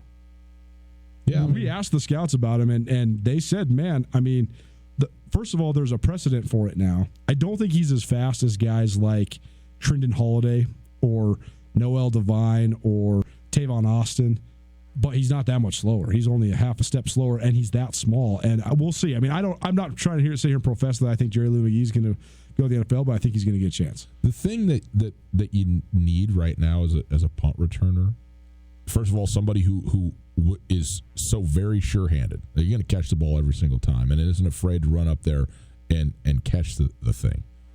But also, if you can avoid the first guy or the first wave one way or another and get positive yardage, that's big time. You don't the kick teams, the next level, are so good that, I mean, that's why do you never see punt returns? Well, because there's just not an opportunity. It's not physically possible the way they set you up. And a mistake is made every once in a while where you might have a chance to do that, but it's exceedingly rare.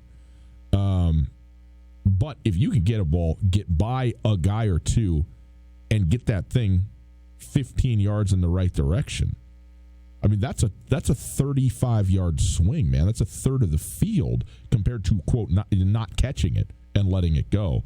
And Montana's been very good at it. By the way, Montana State, they got a really good kicking game as well, particularly place kicking, at least in I mean, there's not many coaches that are going to set up for a 57-yard field goal at the FCS level and even attempt it. In Bozeman. That's the other reason I think you got to kind of look into the stats too, because you look at Tristan Bailey, and this is the thing. I hate that when when the all league stuff comes out, I feel like a lot of times the coaches, first of all, it's so hard for them to vote because you don't see everybody. Yep. And but also sometimes they're trying to get through 13 teams and they're trying to lobby for their guys who they think most deserves it. And a lot of times people just throw down some stats and you look at it and you're like, okay, well, I'm just going to vote the kid who made the most field goals. I mean, make no mistake, Trey Tuttle from Weaver State is going to be the first team all-league kicker. He's made 19 field goals this year. That's an absurd number in a single season, and he deserves it. He's a returning All-American. He deserves it. Tristan Bailey, he's 10 of 15 from field goals, which is solid but not lights out, not like an all-league type percentage. But you look at he's 10 of 11 from inside 49 yards, and then they've lined him up for 4 52-plus yarders, and he made one, so congratulations to him. But, I mean, the kid straight won him a game. I mean, he won him a game at Western Illinois. He made 3 field goals, and that was the difference. They won by 9, and he's been really good otherwise. So, Montana State, they do have a good kicking game for sure, but I do give the edge to the Grizz because Jeff Choate's a great special teams coach. Jay Hill's a great special teams coach. Bobby Houck is the best special teams coach. Bobby Houck, I've never covered a Bobby Houck team still. That's a great streak that I have going that hasn't scored a touchdown on special teams during the 9 years that I've covered him. Malik Flowers took one to the house last year. Malik Flowers took one to the house this year. Jerry Lou McGee took one to the house this year. I mean, you look at the great punt returners in Grizz history, Levander Seegers, Jefferson Heidelberger, Mark Mariani, now Jerry Lou McGee. They all had a chance to play for Bobby Houck. They all took one to the house with Bobby Houck calling the schemes. Jeff Choate was answering a question that was unrelated to what he ultimately said, which does happen from time to time, and we love it because you get more from him. And he just took kind of a turn in here, but I thought he sort of realized in a moment that he hadn't really said anything about Dalton Sneed, and so he said, "Oh, well, this is an opportunity for me to talk about the Montana quarterback." Here's what he said. I'd be obviously remiss if I didn't mention Dalton Sneed.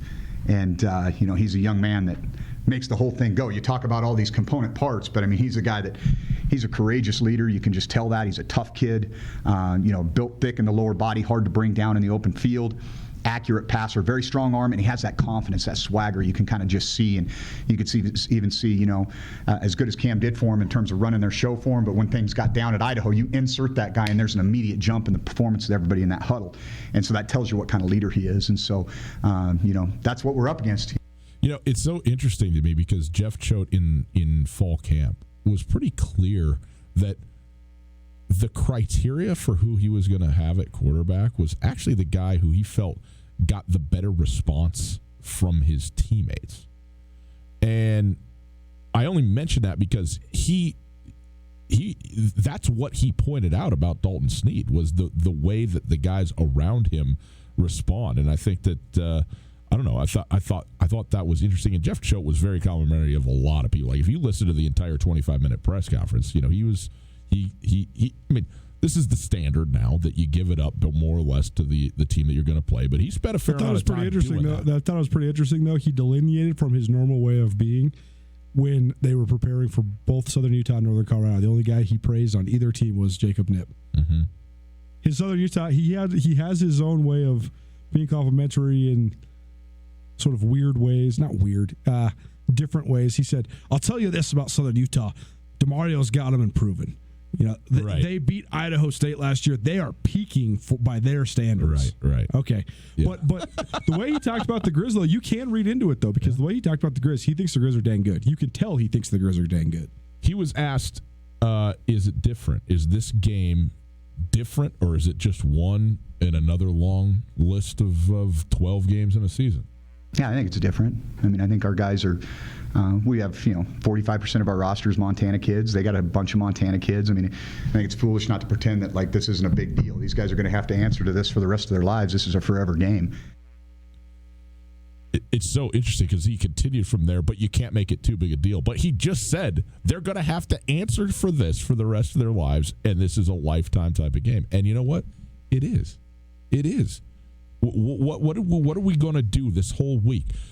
We're going to talk to Cole Anderson and Jordy Tripp and Jody Owens and everybody and say, what was it like to play in the Cat Grizz football game? What do you remember about being in Bozeman, about coming out of the tunnel with the copper jerseys, about everything? Like, this is the one. Nobody cares that you beat Sacramento State 65-7. No one. This is what it always will come back to. 100%, man. If you go out and took a poll of Cat fans and say, who was the quarterback of the 2002 Bobcats? Travis Lulay. Right. When did the Cats end the streak? 2002.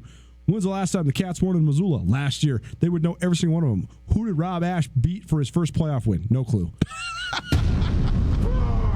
That was your Burn Street Bistro Burn of the Week. It's so true, though, man. But it's not just really unique to the Cats either. I mean, the Grizz have even had much more playoff success than the Cats in the last 25 years. But you'd be hard-pressed to find, hey, take me through the 2011 playoff run to the semifinals for the Grizz. Who'd they beat? No idea. No chance. Who'd they beat to stamp the regular season? The number one ranked Bobcats. Yeah. People would just know. They just know. Yeah. It's it does. It stands out, and it's something that lives on, and it's pretty cool.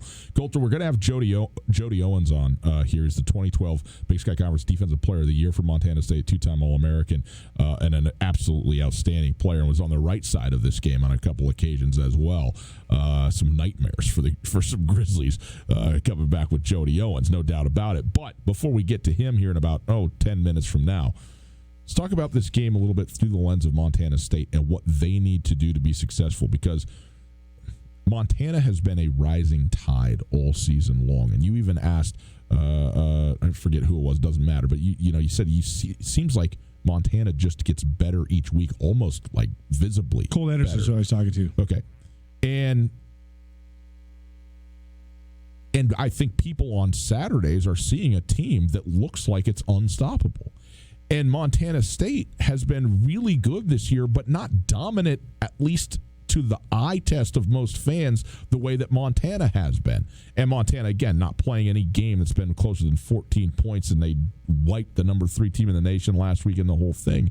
And so, there is this idea that Montana is just going to go have their way to an extent with Montana State. I think that's selling Montana State short, but also I think people are just so impressed with what's going on with Montana right now. But when you look at the Cats and what they bring to the table and what they do well and how they match up with the Grizzlies, I know you personally, you got a lot of belief that this game is going to be way better, way closer than what a lot of people are thinking at this very moment. No, absolutely, and I think that it's a microcosm of the narrative that surrounded Montana State all year. They haven't been as good at quarterback as you want them to be. They just haven't. And sometimes they look just god-awful at quarterback. And that skews people's perception of the entire thing. But I also think this Cat team has been very mercurial. They've been very volatile. Sometimes they're getting wailed on at home in their first conference game by Northern Arizona. They're down 21-0. They could not have tried to beat themselves worse. You have some of your best players, Jacque Allen and Logan Jones, turning the ball over, which is just completely and utterly uncharacteristic. Why? What are we doing here? And then they flip a switch and run the ball straight down your throat, and they win that game by 17 points. And then when you're looking at it through the rear view, it's like, well, they just dominated NAU. But they looked really bad in that game for portions, but then also really, really good. Right. The Cal Poly game, everybody points that out. Cal Poly is the last place team in the league right now. They only got one league victory. The Cats needed a walk-off touchdown in overtime to beat them. Well, they blew a 28-7 lead to get to overtime. Bad. But then the way that they sealed the game, the way that they got multiple tackles for loss to push Cal Poly out of field goal range, and then the way that they punished them and boom, end the game, good.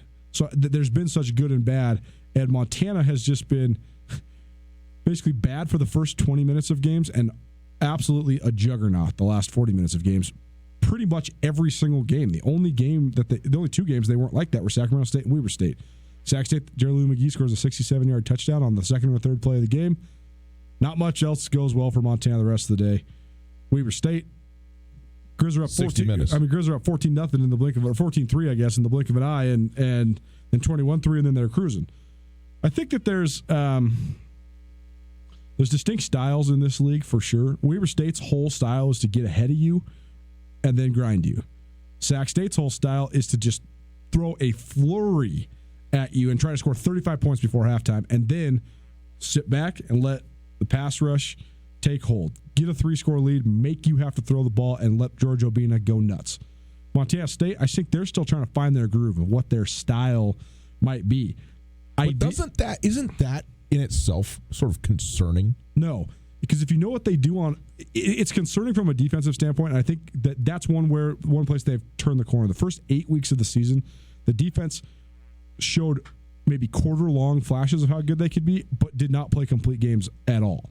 They have played complete games for the last month. 17 points is the most they've allowed in their last 4 games. I think they're giving up 13 points per game over the last 4, and not only that, but they've been doing it by – they're holding again, you got to look deeper into the stats. They're 5th in the league in pass defense, but they're allowing the least amount of yards per completion of anybody in the league.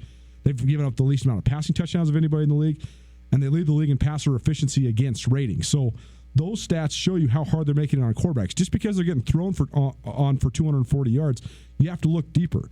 It's 240 yards because they got the third best rush defense in the conference. It's 240 yards because they're making teams throw the ball 35, 40 times against them. That's what they want, because they want Bryce Stirk, Derek Marks, Chase Benson. So the defense has been better. I think offensively it makes sense because you have a young and struggling by and large quarterback, but I will say this: Tucker Rovig played his best game as a Bobcat last week against UC Davis. 17 of 25, I think, 240 yards. Yep. No touchdowns, but no interceptions. Efficient. He hit Kevin Cassis with 2 deep passes. He hit Travis Johnson with a pass. That's Kevin Cassis went for like 135 yards on 8 receptions. He had a huge day, monster day as a wide receiver. Totally. But the other thing you got to understand about Montana State's offense is because their running game is so diverse, they have so many different packages and so many different elements that they can throw at you. But it takes a little while to try out what's going to work. Like when you watch the Northern Colorado game, Jeff Choate said this. He said, we just tried to soften the edges initially. So they ran a bunch of plays they hadn't run before. Tyrone Marshall ran the ball 5 times on wide receiver reverses, trying to get those linebackers out of position. Jordy Tripp was talking about it at the first segment of this show. When you're an outside linebacker, the quarterback is staring at you. Are you cheating in? Okay, great. I'm checking the bubble screen. Are you cheating out? Great. I'm checking the power right at you. It's the same thing with messing with those outside linebackers with softening the edges. But what Montana State does with their gap scheme stuff, it's not a coincidence that they run the. I had this isn't an official statistic, but I would venture to guess that Montana State has rushed for 60% or more of their rushing yards after halftime, because they make so many adjustments. Brian Armstrong was criticized heavily for his play calling the 1 year he was the offensive coordinator, and then he got demoted from that role, and Matt Miller took over. But he's still the run game coordinator, and he's still the offensive line coach. And Jeff Choate has said this from day one, and I truly believe this to be true. Brian Armstrong is one of the great in-game adjusters when it comes to the gap scheme stuff that they run in the scope of a game. So people talk about halftime adjustments.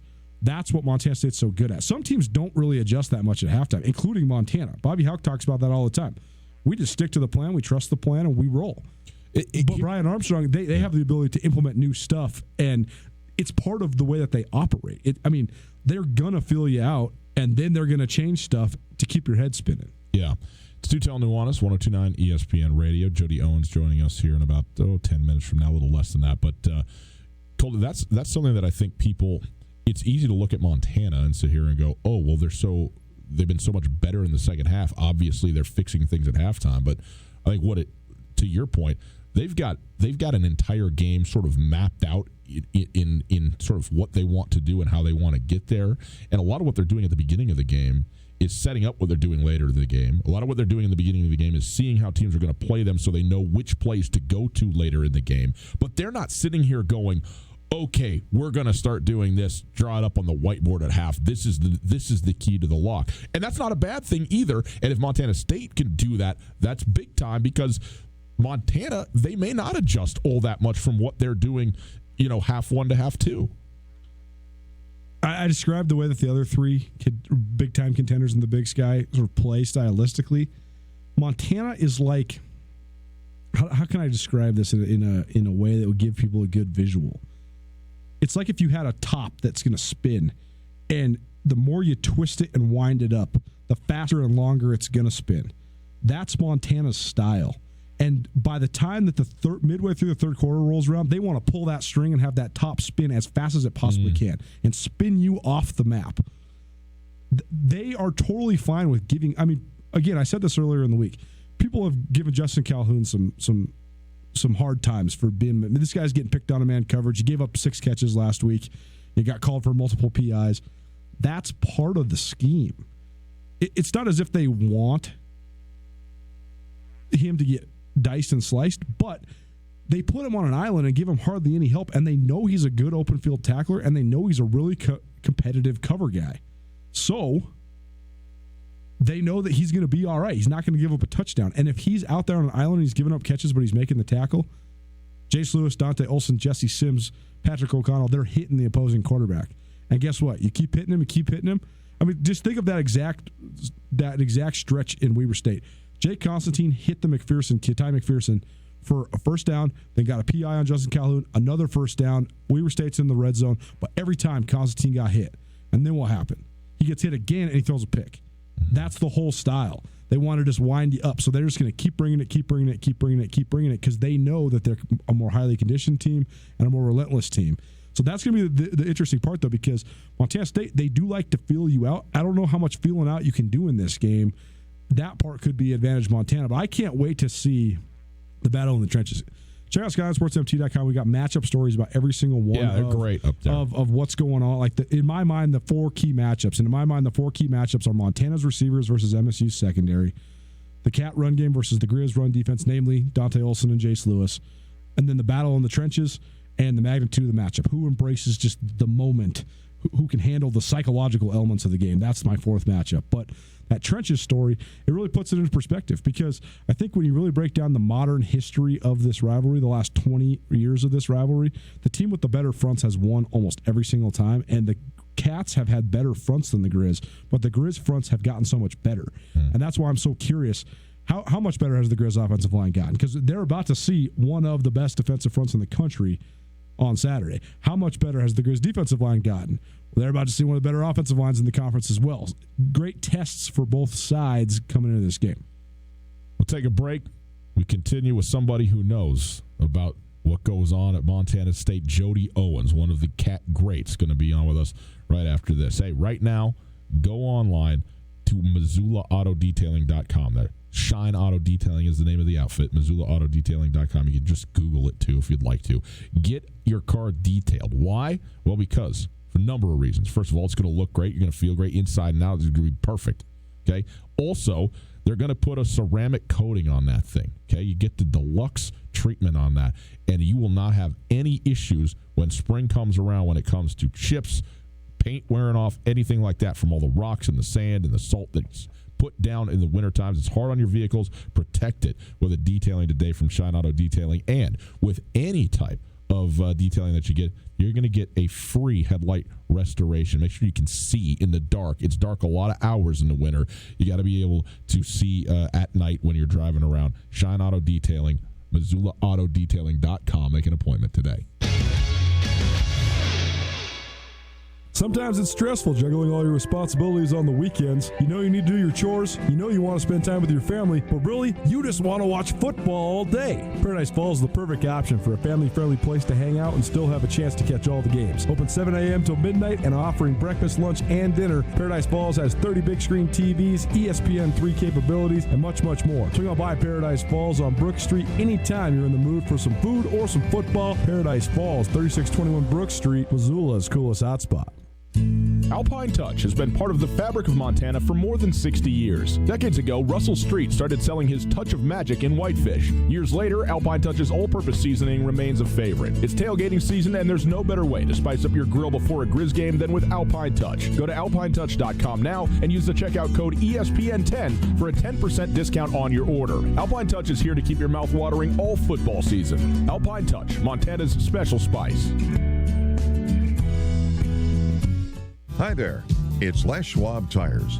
Well, more like Les Schwab alignment and brakes and shocks and wheels and tires. Now, some tire places don't offer all that. They only sell tires. And we're not sure how they sleep at night because all those services affect things like steering and stopping. That's why we offer more than tires to help keep you safe. Stop by or book an appointment at leschwab.com. Les Schwab Tires, doing the right thing since 1952. On Russell, across from the fairgrounds. Hey, Colter Nuanez from Tutel Nuanez. You need a great place for a Christmas gift. I got a spot for you. Aspen Sound in Missoula. They got all the hookups for everything you could possibly need for your vehicles. What are some of the sweet things you got going on down there, Tom? Thanks, Colter. You know, Apple CarPlay and Android Auto have sure been popular this year for safety and convenience. You can do text messaging, maps, pretty much everything you need, phone calls, music, everything right from the touch of your radio. We also have remote car starters, as you know, and window tint. Lots of goodies at a great price. Come on down and see us. Feel the music at Aspen Sound.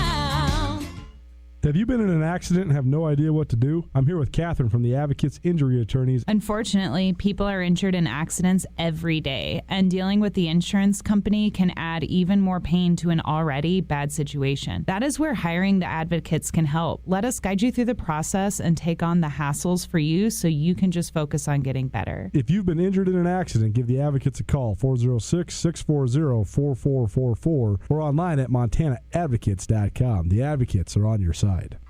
You've been auditioning at the dinner table for years. Are you finally ready to hit the stage? Arts Missoula and ASUM are teaming up again to showcase the best of the region's high school talent at First Night Spotlight. Audition at Hellgate or Big Sky after school on December 2nd and 5th, respectively. Or for Sentinel, Willard, and surrounding schools, tryouts will be held 11:30 a.m. Saturday, December 7th at the UC Theater. The best of the best will be invited to perform live on New Year's Eve. To sign up for First Night Spotlight tryouts, go to artsmissoula.org. ESPN Missoula Sports Center. Good afternoon, Ryan Tutel, Colton Nuanez. Here's some sports news for you. The state football championship match at the high school level are all set for this weekend across the state of Montana. In Class AA, Naranche Stadium in Butte will be at capacity as the undefeated Bulldogs and their outstanding offense, powered by senior quarterback and Montana State commit Tommy Malott, welcome one lost Bozeman to town. The Hawks' stingy defense has given up just a single touchdown or less in 5 of its last 8 games. Their lone loss came in the second game of the season against Missoula Big Sky on September 6th. Kickoff for this one Friday night at 7 p.m. In Class A, it's a showdown between the top 2 seeds out of the East as 11-0 Miles City welcomes 10-1 Laurel to town. Miles City coming off a 28-14 win over Hamilton, while Laurel got past Dillon on the road 21-12. In Class B, Manhattan upset top-ranked Fairfield in the semis, earning the right to host the state championship versus Lincoln County. That's Eureka, who got the better of Red Lodge in their semifinal game. In Class C 8-man, it's Fairview versus Alberton Superior Co-op. They call them Clark Fork. That game will be played at Rocky Mountain College in Billings, which is a long ways away from Superior. Yes. And in 6-man, Webo heads to Jordan to play Garfield County.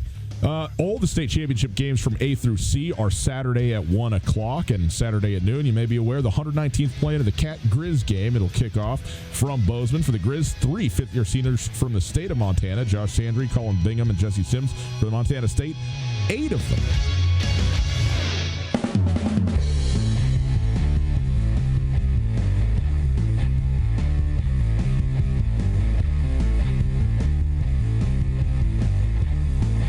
Jody Owens, outstanding Montana State football player, joining us here momentarily. It's Tutel Nuanez, 102.9 ESPN Radio. We are broadcasting live from the Kurtz Polaris studios. Kurtz Polaris, 2904 West Broadway in Missoula. They are hosting their 7th annual snow day on Saturday, December 7th. Make sure you get there 10 a.m. to 4 p.m. One day only. Save a ton of money and get everybody off your Christmas list and maybe even yourself as well at Kurtz Polaris. If you would like to listen live, and who doesn't want to listen live, but maybe you're out of reach of your signal, of your radio, maybe you're at work, maybe you're out of the country, 1029ESPN.com. That's where you go, 1029ESPN.com. That is the website, and you can listen live on the Listen Live tab.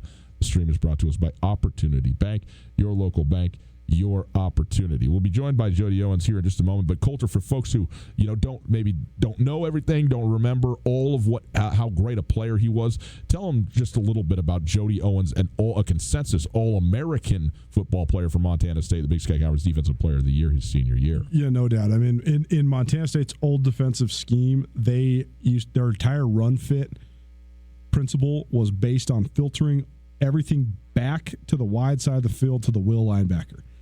And the will linebacker had to be the surest tackler in the league.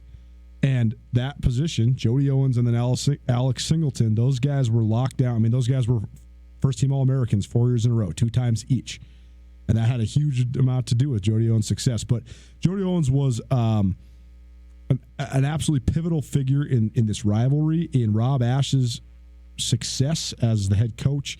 He came to Bozeman from a tiny town in Texas, but he played at Mesquite High School, and he played at a small high school, and he was really under-recruited, and he took a chance and came to Montana State, and he was one of the first Texas guys. Then the next year they landed an entire plane full of Texas guys, and Darius McGee, and they brought 9 dudes from the Dallas area to Montana State on a visit, and they all made a pact on the way home. Let's go up there and win it. And those dudes did, and that Texas connection was so huge for those Bobcat teams. At one point, they had 20, maybe 22 Texas guys. So this Cat Grizz game, it was like Cat Grizz with some Texas flavor for a couple of years, because you had 45 Montanans, 25 Texans playing for Montana State. And I know those guys, that was one thing I talked to a lot of them about. Jody and Trey Robinson, Denarius McGee, they all talked about how when they came to Montana State, they felt the passion for football like it is in Texas. And that it was easier to acclimate because they knew people loved it like people in the Lone Star State love it. We go now to the Rage Brothers RV phone line. We welcome in the aforementioned Jody Owens, outstanding player for Montana State, an All-American, an All-Big Sky player. Jody, thanks so much for being with us, especially here less than 48 hours from the Cat Grizz game. How are you doing? I'm doing good. I'm excited, for sure, excited. When you played so many great games in this rivalry, but at this point in your life, when you come back around to it every year, what's it like as you build up to it just in your own life and getting ready to watch the game? What do you think about? Yeah, I be itching for the guys and wanting to see all their hard work and their preparation that they've put in, not only for this game, just throughout the year. I just try to follow and see what's going on. I'm doing my research on all the guys, and it's such a big deal, and I didn't realize how big of a deal it was until I'm no longer, actively a part of it as far as being able to go out and play. So, I mean, I'm just excited for the guys and excited for them to make a stamp in history. J.O., it's Colter. Thanks so much for joining us. Appreciate it, man. Good catching up with you. But when I hit you up on Twitter, I asked you, hey, Coach, can I get a follow so I can send you a message? And you said, I'll follow you if you make sure to pick the right team this week. So I know that you still care passionately about this rivalry. But when you think about the Grizzlies and you think about the battles you guys had with those guys, what do you remember most? And what sort of emotions does that bring up in you when you think about Montana? When I think about Montana, I just think just some hard-nosed players. They were always tough, knew it was going to be a battle. Especially, I think about 2009 when we played against those guys. They were up in Bozeman. And just having the opportunity to compete against a really good team. I know one of the guys that kind of stuck out to me, and I kind of took something from him, was Mark Mariani. Just being able to compete against him, and I wanted to see what was all the hype about. I'm like, I've been played against some good players, but I know one play in particular that sticks out in my mind. They ran like an outside zone away from the play. I was playing like a Sam linebacker at that point. And so Mark's job was to block me, and the ball was all the way across the field. And the how he came and blocked me, and he wanted to make sure I didn't make the play. And I'm like, Mark, the ball's way over there. But what I took from it is the effort that you have to play with in that rivalry, and just, totally just at all times. And that what made him a great player. And I took that from him, and I knew that it didn't matter where the ball was at. I had to pursue it, and I had to make sure I was there. And so I think that's one of the, simple things that separated me within the rivalry is the effort piece. One of the most memorable games of this decade was the first Cat Grizz game of this decade, 2010. I'm not sure I've ever been so cold in my life. It was not only a cold day, but it was a windy day with like ice in the air. But you guys come into Washington Grizzly Stadium. Lorenzo Davis has the memorable touchdown run. Chase Reynolds fumbles on the goal line. And you guys win in Missoula to stamp the first of 3 straight Big Sky Conference championships. What do you remember about that afternoon? Oh, man, like you said, it was cold. I'm not sure how cold it was. Renzo ran the ball hard. D. McGee, he was solid. He did everything we needed. C.J. Palmer, he scored a touchdown. And I know the play with Chase Reynolds fumbling on the goal line, I ended up forcing a fumble on that one. Coach called a really good call, sent me through the A-gap, and I just knew I had to hit him as hard as I could in order for something to happen. I didn't think the ball would come out, but when it did, I knew we had a really good chance to make history and get this thing, get the rivalry swinging back our way. So it was exciting. And then Coach Ryder, well, Mike Ryder now, he got the interception at the end to seal the deal. It was a phenomenal afternoon. We came in, we were focused, we knew what we wanted to do, and we knew we had to leave that field with the W. It was no other choice. Jody Owens joining us, former Montana State Bobcat. He was 2012 Big Sky Conference Defensive Player of the Year, a 2-time All-American, outstanding player for Montana State. But, Jody, you hail from Mesquite, Texas originally, and when you first came to Bozeman, a bunch of guys, as Colter was telling us before, came to Montana State after from the state of Texas that you got there. But what was it for you where you said, yeah, I think I can go up here to this Canadian bordering state and play football coming from Texas? Well, the interesting thing about that, it was actually a Grizzly that recruited me to come to Bozeman, Coach Justin Gaines. The passion that he had in recruiting and the passion he had in the rivalry kind of sparked my interest in it. And then when I got up to Bozeman on my recruiting trip, that was my first interaction with the fans, and that's what they told me. Like, hey, if you come here, you got to beat the Grizzlies. That's how you're remembered, by beating the Grizzlies. I'm like, yeah, okay. And then I went to the game in 2008 in Missoula, and I realized, okay, yeah, this is the real deal, and just all the history that's involved in it. I mean, I'm so glad I was able to be a part of it. You know, just being from Mesquite, I never thought I would be playing in snow, but, I mean, it brought out the toughness in me and made it work. So just definitely proud to be a part of it. Saturday is going to be the first matchup between when both teams are in the top 10 since 2011. And that 2011 game, I know that was probably one of the saltiest memories of your career, because that was the game when you guys were number one. Montana came to Bozeman and beat you. But I don't want to ask you about that game. I want to ask you about the next year. You just want to tear the scab off? Is that what you want to do? No, man. I'm trying to tee this one up for you. I'm trying to ask you about bouncing back the next year, though, because you guys actually got the last laugh. Your group, your senior class, you come into Missoula the next year, and you win 16-7 in just slugfest, defensive battle. And that kept the Grizz out of the playoffs. I think that was the first time they had made the playoffs in 20 years, and it stamped a losing record. So what do you remember about the 2011 game influencing your senior year? How much motivation did that provide you, and how were you guys able to then bounce back and win in Missoula for the second straight time? Well, okay. Starting with 2011. Okay, so we were number one in the nation, like you mentioned. And, I mean, they did a good job. They ran the ball. I mean, I think that's the most important factor in this rivalry, is being able to run the ball, and they did a good job of it. Although the game doesn't count anymore because of they played a legal player. I'm not sure exactly what happened. So let's go ahead and erase that out of all of our memories. But yeah, 2012, it was no question that we had to win. It was no question about it, you know, just how they did us at home, and we kind of got on our high horse a little bit and thought we could just walk in and, you know, and those guys were going to lay down, and it didn't happen. So 2012, again, it was much like 2010. It was, okay, we're back to it. We're focused.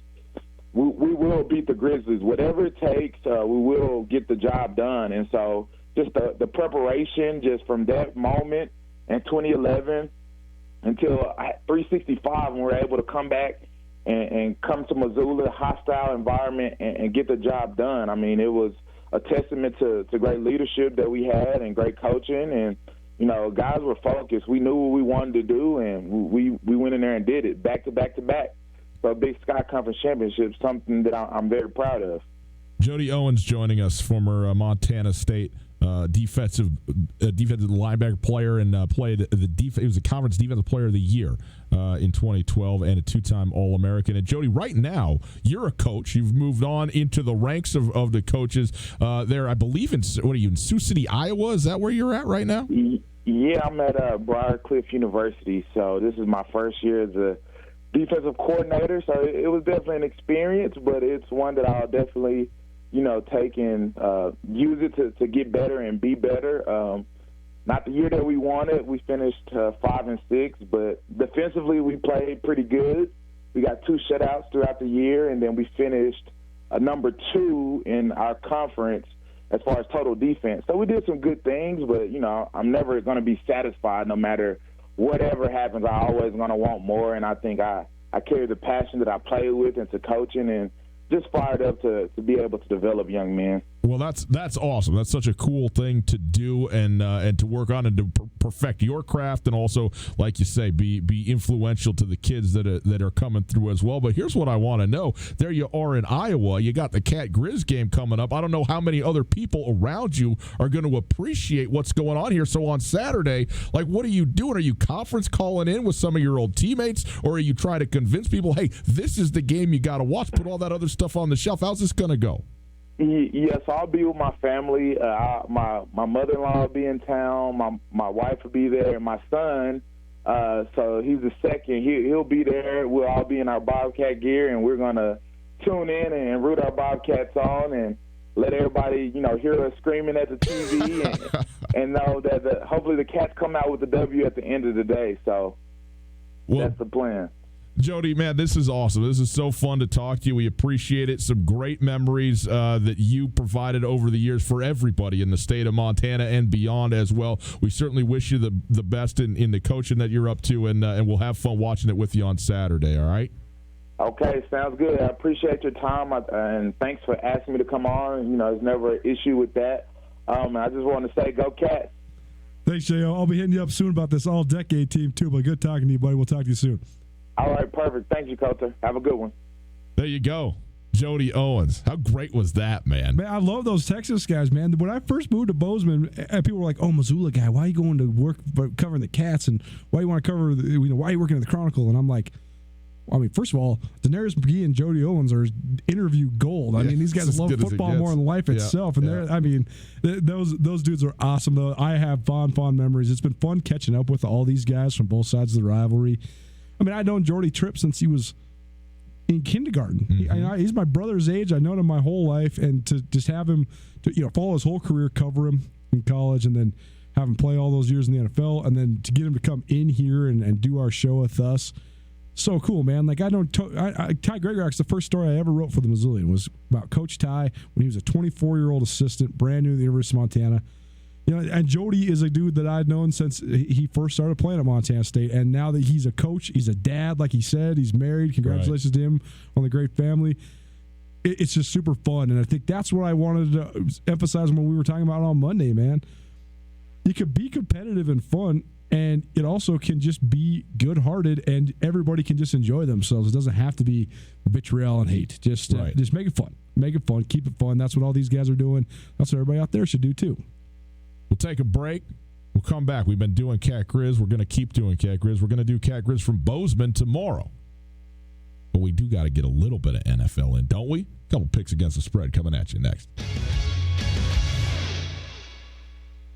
Gather your friends and family and join the Montana Club for their annual Thanksgiving feast, featuring succulent oven-roasted turkey or tender, juicy prime rib, and all the mouth-watering sides. And don't forget the pie. Enjoy home-style pecan, pumpkin, or pumpkin cheesecake to top off your meal. Thanksgiving feast starts at 11 a.m., and they'll also offer their full menu as well. Open 8 to 7 Thanksgiving Day. The Montana Club on Brooks and North Reserve, Missoula.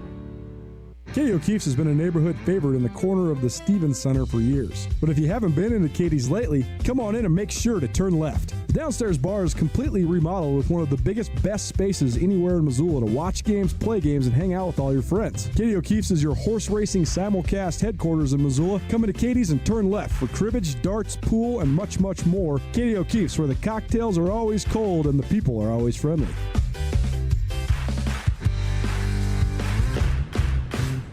This is Mike Nugent with Berkshire Hathaway Home Services. Berkshire Hathaway provides Western Montana with full-time real estate professionals for you whenever you need us. Our reputation as the state's most knowledgeable and available real estate group has helped build unmatched trust in the Garden City and statewide. If you have been thinking of making a real estate move in the short or long term, give me a call. No pressure, no expectations. Just professional opinions and service at whatever pace you are comfortable with. Give me, Mike Nugent, a call today, 531-1802. And remember, every question is good to ask.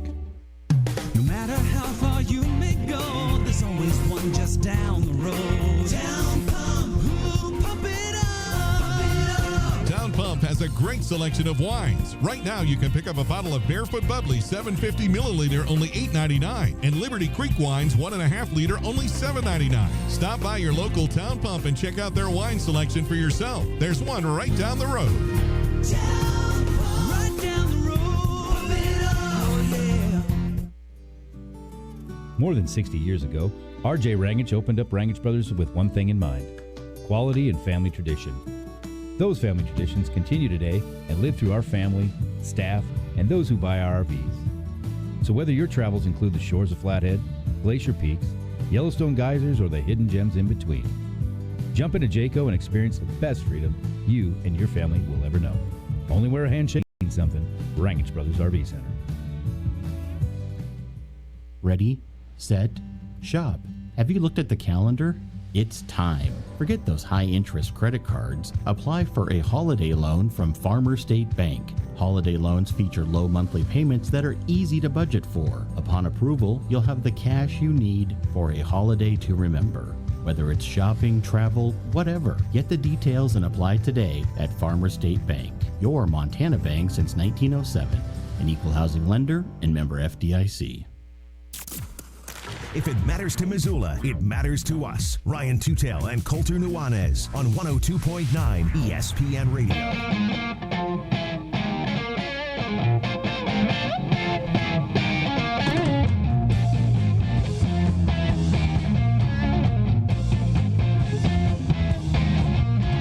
Welcome back as we wrap up a very fun Thursday show. And our last show of the week in Missoula, we will be in Bozeman this weekend, tomorrow specifically. Tutel Nuanez from the Universal Athletic and Montana Football Hall of Fame. Be broadcasting there. Get some up-top gear over there in Bozeman. We're in Missoula as well. Universal Athletic is, they're all over the state, and so is up-top gear, so it's great. Look forward to being there with you tomorrow. If you missed anything in the show today, you can check it out on the podcast. Podcast available wherever you get your podcasts. It's there thanks to the Wingate by Wyndham Hotel. And again, the FCS Speculators podcast. The last one of the regular season is out right now. Go listen to it. Check it out. Got all the insight you could possibly want there. We are in, as usual, the Kurtz Polaris Studios. Kurtz Polaris at 2904 West Broadway in Missoula, Highway 83 in Sealy. December 7th, Kurt's 7th annual snow day, one day only, 10 a.m. to 4 p.m. Best savings of the year. 6 hours. Free lunch. Go to Kurt's Polaris December 7th. By the way, if you want to follow along on the social medias, at Gus Tutel, that's me, at 1029 ESPN. That's the station on Twitter and Instagram. And at Skyline Sports MT as well. I will be just quickly plugging. We're finishing up the finishing touches of what is becoming a sort of annual commentary on the Cat Grizz football game. It'll be up at Skyline Sports, I hope, tonight. We'll write for lunch. 2 lunches. Is it worth 2? You kidding It's me? worth 2 roosts?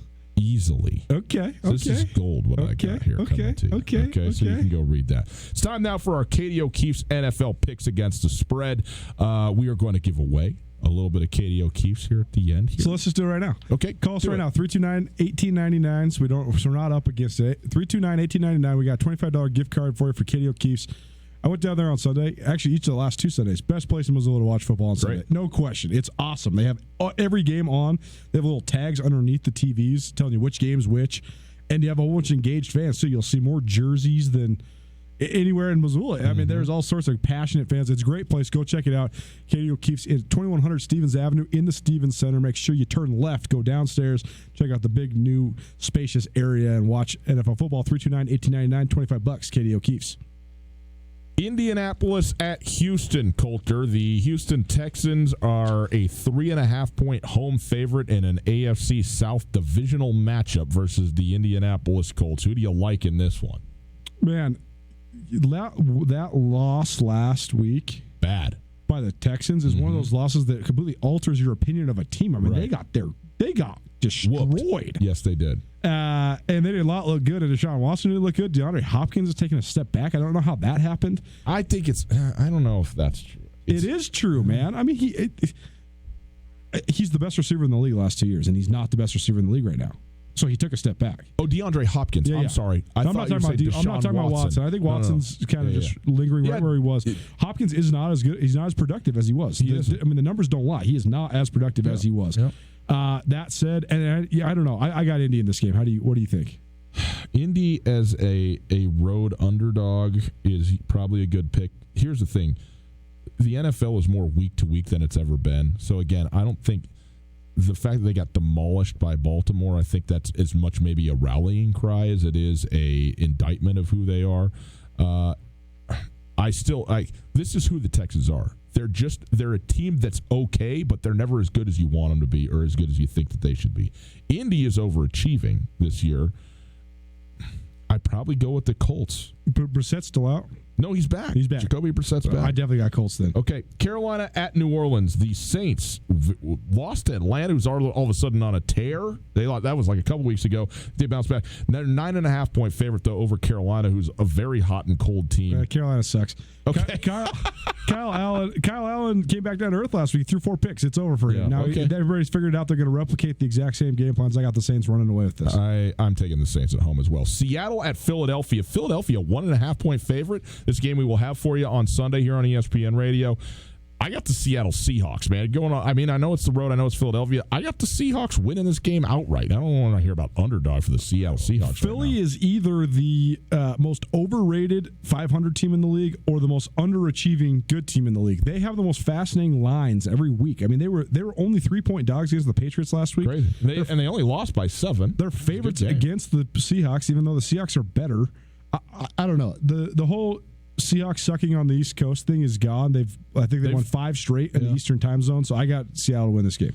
This is 2 of the games of the day now. Dallas at New England. It's the number 1 offense, remarkably, in the NFL in terms of total offense. Dallas going against the number 1 defense in New England. The Patriots 6.5-point favorites at home.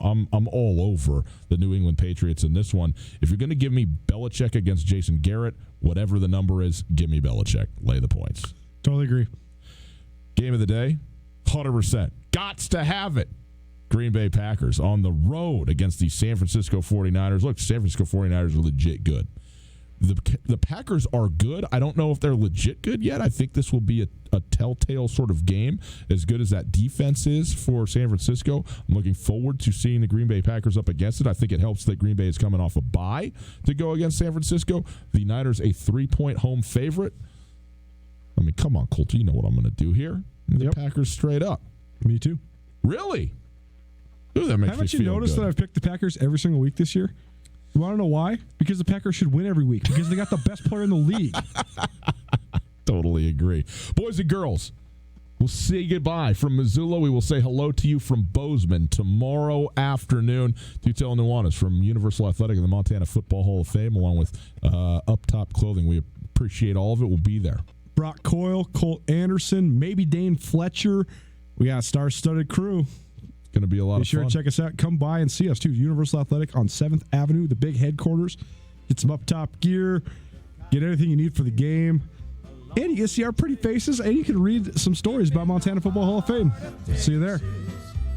The rabbits rush